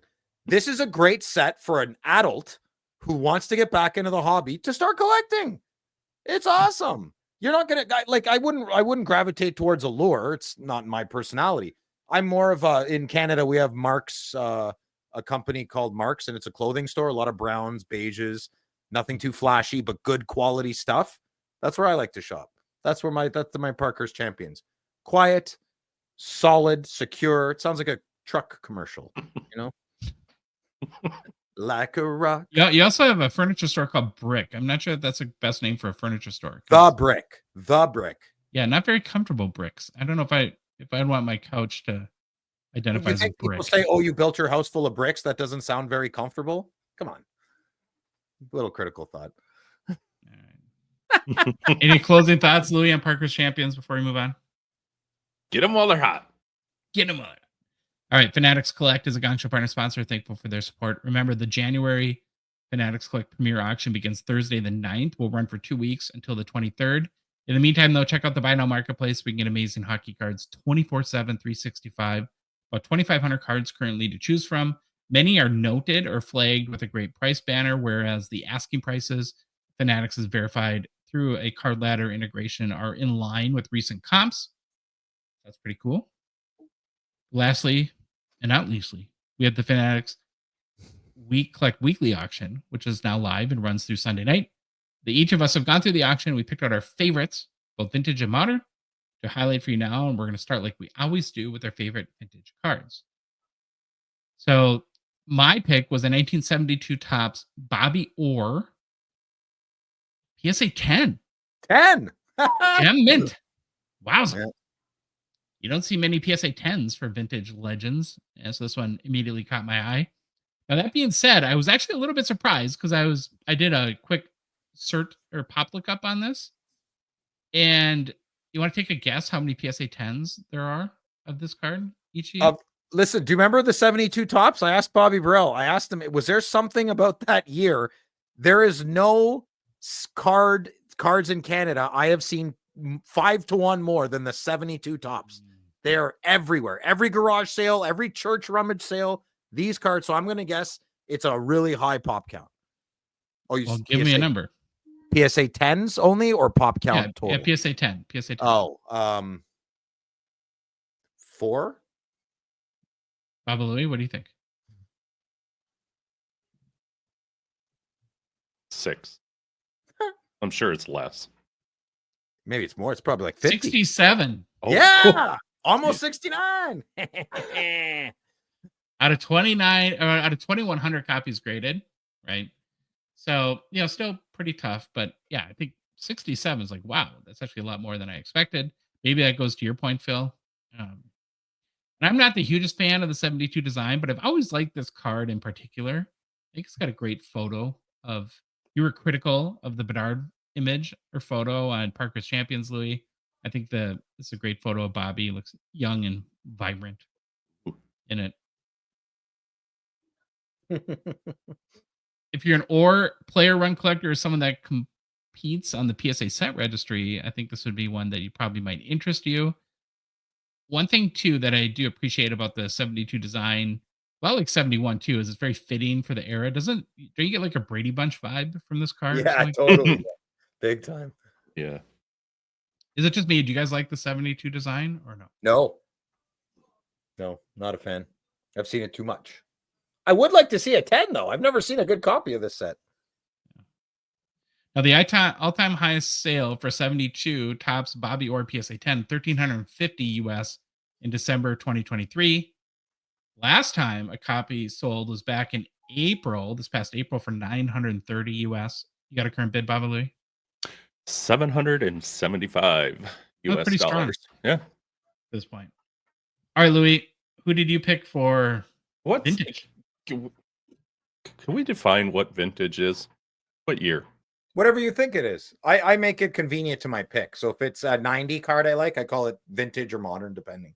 Because I would say you could get away with anything like 90, okay, less than 2000. But. All right. Well, then I'm 5 years in the wrong. Actually, both of my cards I picked are both from 05. We're going modern then. You're going modern. That's okay. All right. Well, there's a rhyme to my reason though with this. I picked an 0506 Upper Deck Ice. Yes, I did say Upper Deck Ice. It's a Henrik Lundqvist out of 1999 in a BGS 8.5 holder. As I was scrolling through the cards, trying to see what I wanted to pick, for whatever reason, I stopped here. I'd never seen this before. It caught my eye.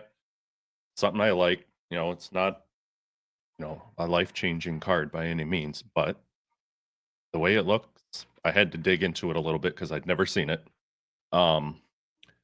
There's a base set that has 100 cards in it, and cards then 101 from 268 are short printed rookie cards, and there's 6 cards that are limited to 99 copies. Then there's 12 cards that are limited to 999, 24 to 1,999, where this one falls, and then there's a bunch more that are serial numbered out of 2,999. And I tried to do some digging on this card. You can see up in the top right corner, it says level, or is it level 3? Yeah, level 3. So I didn't think it was going to be as obvious as it is, but so these cards are level 1, 2, 3, and 4, depending on how they fall in the 99, 199, whatever copies. But I didn't add it in here. I found another picture of this card just to show how bright it's kind of a bright, vibrant, stands out at you card. But yeah, that's why I picked this, just because boom, it hit me in the face. That's all. I'd like, maybe that's my hobby goal. Maybe I'll buy a bunch of cards that are just like, Did it apologize for hitting you in the face? No. He looks like he has to pee. Well, what I think is interesting about like when 20 years later, right? Mm-hmm. It's crazy. This is like the 20th anniversary of 2005. Ice was big picks, man. I mean, I wasn't into it, but Ice in mid 2000s, big chase. But it gives you an indication of how strong of a prospect Upper Deck thought Lundqvist was in 2005, right? Mm-hmm. If you redid, like if you went back, that would be kind of a fun exercise in some of these sets and kind of re-slotted the rookies. Yeah. You would assume he would be in that out of 99. Yeah. Right. Yeah. So that is my kind of not vintage pick. All right, Phil, what's your card? Yeah, I have a weird one there, guys. So I have a 1976 O-Pee-Chee Bobby Orr, BVG 2.5. But anyways, this card trips me right out. I am not gonna lie. It doesn't work with my brain. I always forget constantly, maybe on purpose to protect my reality. I don't know, but my brain tends to omit Bobby Orr playing for the Blackhawks for 2 years. I definitely recognize his 77, 78 card more, where he's got that nice smile. He's on the bench. I don't think I see this card often. Maybe you guys do. I'm not sure. But this is his first year Blackhawks card, and my eyes just can't wrap around it, really. I kind of want it because it feels like a card from an alternate universe. What would you think if Bobby Orr played for a team other than the Bruins? Like, well, he did. It's a bit bizarre. So it is pretty cool. I had to check quickly how this happened. So Bobby was a free agent after his 10 years with the Bruins. I am so not even going to scratch the surface on this because it's its own story on its own. But it's very interesting. I encourage the good listener to Google, look it up. It's a very long story, but I'll leave you with this. It turns out Bobby didn't know that the Boston Bruins gave him another offer before he signed with the Blackhawks. So that could have changed everything, right? He might have never, I know he had the knee problems. He only played 12 years total. But that could have been really different. So I'm scared to say anything further due to a small but loud keyboard mafia. I'll definitely have a Google though. It's a very, very interesting story. How Bobby landed on the Blackhawks. He didn't get traded. He was a free agent. But this card's sitting at $8, and I'm pretty sure you can find a better copy than 2.5. In his last 3 seasons, he played a total of 36 games. Oh, that's so sad. He played 20 games in 1976-77 for the Blackhawks, and then in his final season, 78-79, just 6 games. Wild. And if you look at his rookie card and his early cards, he's got that clean, preppy boy look. And then look at this big Shaggy in the 70s. Smoking that reefer, maybe. Who knows? All right, we'll switch to modern. My pick was a 2020 Upper Deck Kirill Kaprizov, a rookie year fluorescence out of 15, CGC 10, gem mint. Now, I wouldn't call myself a huge fluorescence collector, but I've always liked these cards. For my observations too, what stood out to me initially on this one is that they're pretty condition sensitive. But to see one by any grading company in a 10 grade, it was like, oh wow. I have a Pinto and a 10 PSA. I'm sure you do.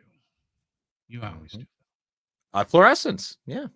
Green one. And have you ever wondered like what fluorescence means? Like how it's got to be the worst name ever for listing your cards on eBay.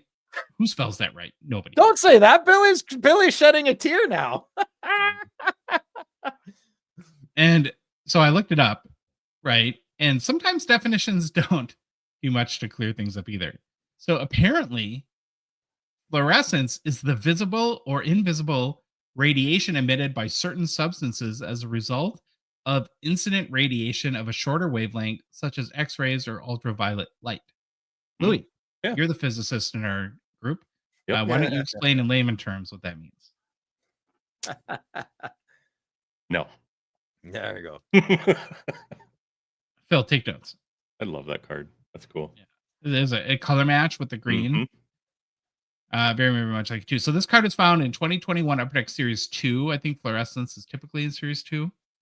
The base had a red background and pack odds of 1 in 144. So pretty tough. Then there's a few numbered parallels. There's gold out of 150, blue out of 50, green, which is this card out of 15, and then a magenta out of 5. Now the high sale for any copy of a green was out of 15 is $569 US for a raw card in March of 2022. Most recent sale was $150 for a raw copy. So sounds like both of you guys are kind of like the fluorescence as well. Yeah, good cards. They're hard to gem for sure. Yeah, I think I dig that one just because of the color match. I think that I'd never even seen one of these cards before, though. Didn't even know it existed. What other colors are they? A lot? Gold, red, gold, blue, and magenta. Oh, did you say that? Sorry. Okay. No, cool. I like that card. You don't get the listening award for this show. Not today. I'm gonna have to give it to Phil. Right? Yeah, finally. All right, Louis, you have the next pick. I do. It's a 2005 Upper Deck, the Cup, Martin Brodeur, and Mr. Cheevers patch auto out of 30. CGC authentic. I don't know what to say. This card is awesome. I love it. The patch in the middle for you people listening. It's inside a number 30.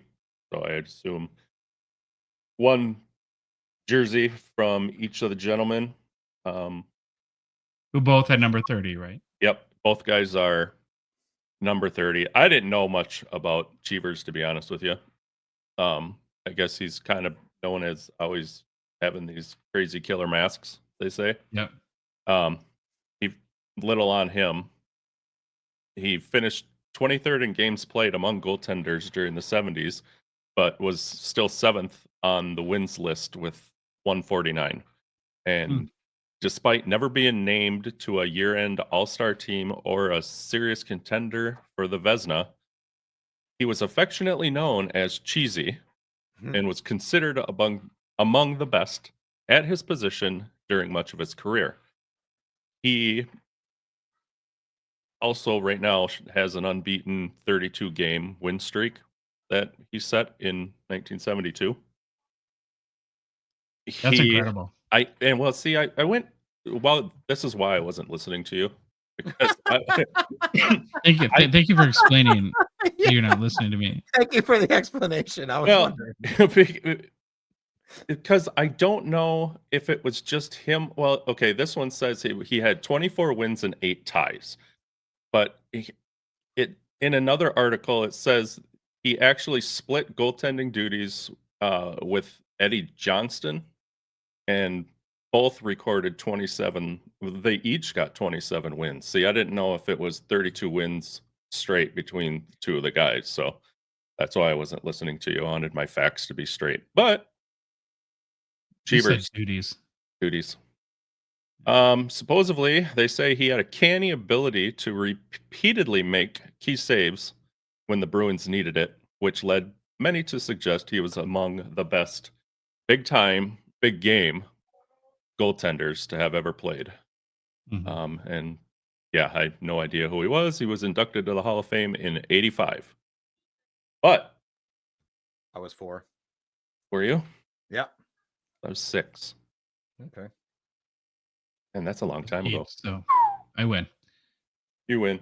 But I like the it's- concept of this card a lot, where Mhm. two players that shared a number each have a part of their jersey as a part, or patch would be better as part of the number. Yeah, yep. That's really. But right now you can jump on this card for $110 US. Well, I probably wouldn't buy it and jump on it, but I get what you're saying. Okay, Yeah. Phil. You have the last card that we're highlighting. Yeah. Apparently, you're very, very excited about it. So let's bring the heat. Let's bring the energy. Yeah. So what you're looking at, good listener, is a 2013 Panini Prism Blue Alex Ovechkin. Banger alert. This is one of them. So Panini blessed our hobby for a few years of really, really super great cards. And I feel like Panini Prisms definitely led the charge there.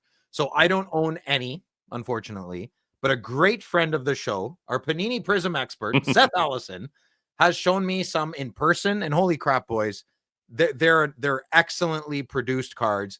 They're very different. They're just very different than anything Upper Deck has produced. I highly suggest acquiring one, or at least put one in your hands to see what they look like. So a common misconception that I constantly make: this is the blue prism here, not to be confused with the blue pulsar prism, which is, I think, less rare. I'm not sure. Contact Seth Allison for further information.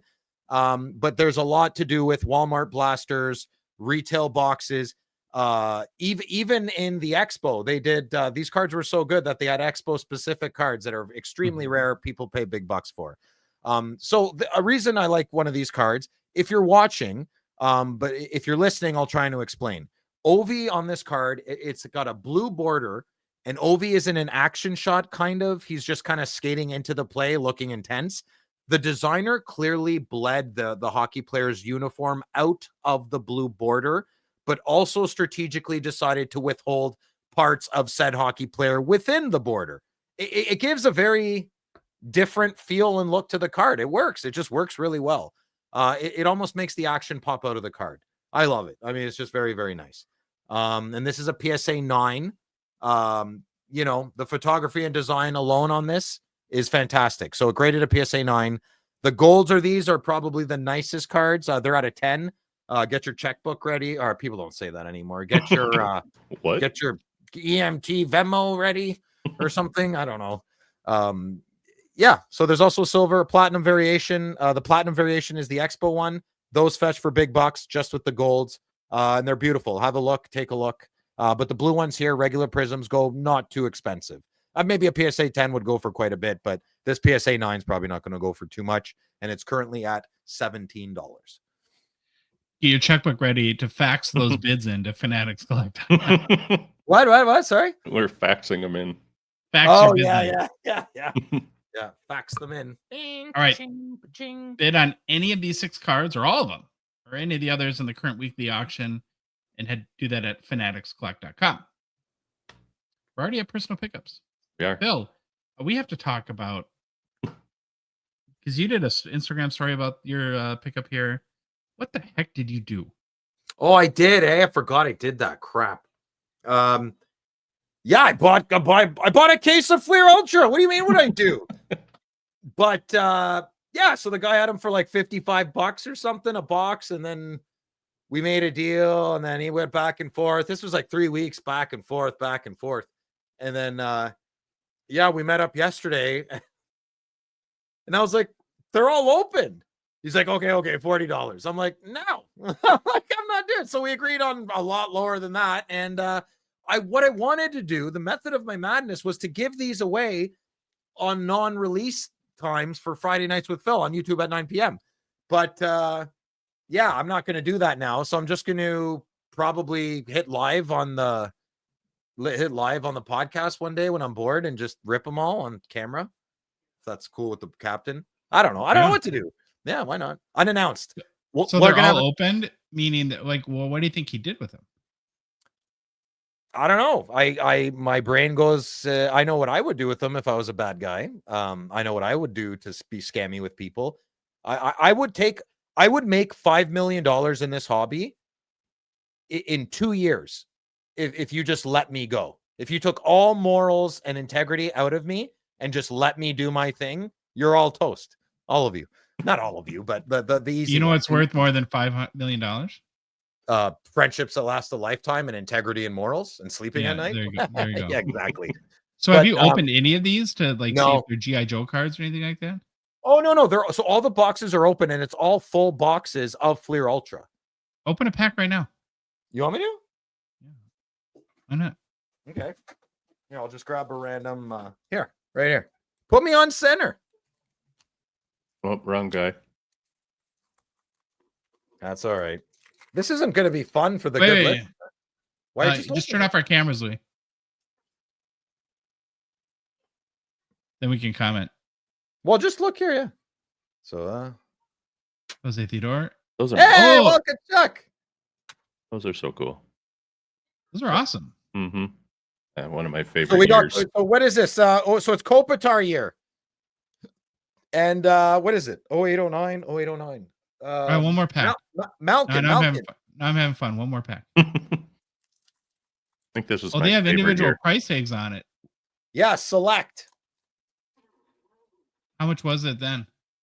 $220, $279. Okay. Oh, maybe they were a store and he individually packed them. Oh, okay. Ooh, that's a nice one. Gold medallion. Oh yeah. No, it's a gold medallion. That's what we said. Didn't I just say that? Yeah, I'm being silly. Oh. You couldn't see my face. Koivu.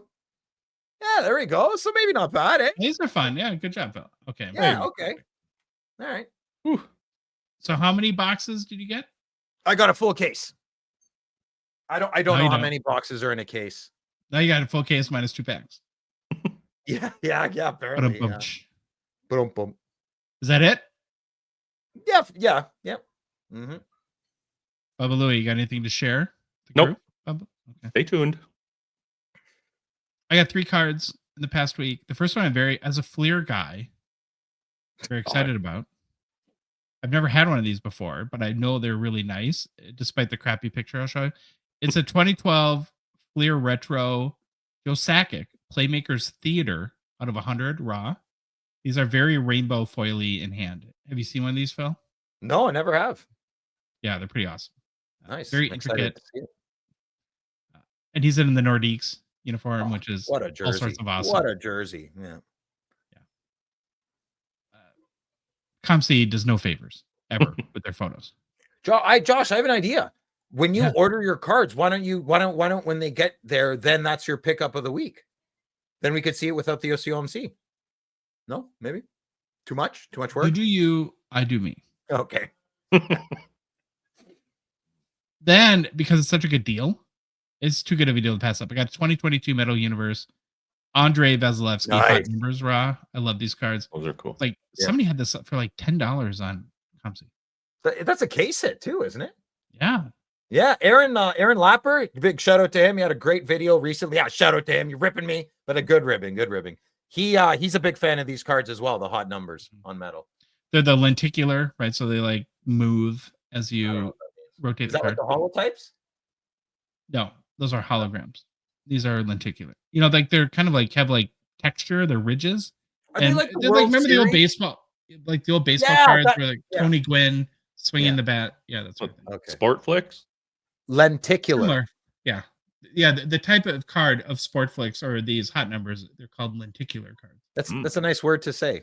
Lenticular. You should get a tattoo. Sure. Yeah, I got enough. And then the last one is just a card I like. It was probably pretty cheap. I don't even remember. It's a 22 O-Pee-Chee Platinum Kaprizov Retro Blue Tracks out of 199. It's a 2020? 2021? 2022. Oh, not even close. Oof. Yeah. That's when it went downhill. All right. We made it. My throat is so sore. I don't know. I can barely talk anymore. If you like the episode, please leave a rating, review on Apple, Spotify, whatever podcast app you listen to us on. If you love the show, want to support us, be supportive, want to chat with us on the Hockey Cards Gongshow Discord server, please consider $5 a month donation. Join that at a $2.99 support level tier on Patreon. Link is in the show description of both YouTube and the podcast apps, and our Instagram, TikTok profiles. On our website, there's a Become a Patron link, hockeycardsgongshow.com, or you can just go to the Patreon website directly, patreon.com, search for Hockey Cards Gongshow. We are on social media. You can find us on Instagram, Facebook, TikTok, Twitter, and YouTube. And boys, welcome to 2025. It's going to be an awesome year for us, an awesome year in the hobby. Cannot wait. Baba Louie, take us out. Hockey cards on fire, no holding us back. Josh looking sharp, the face of the scene, feeling pork chop pants, rocking it Later. clean. Baba Louie in the booth, he's the man with the plan, the best producer in all the land. Gong Show Nation, let's hit the flow. It's the Hockey Cards Gong Show. Let's go, let's go.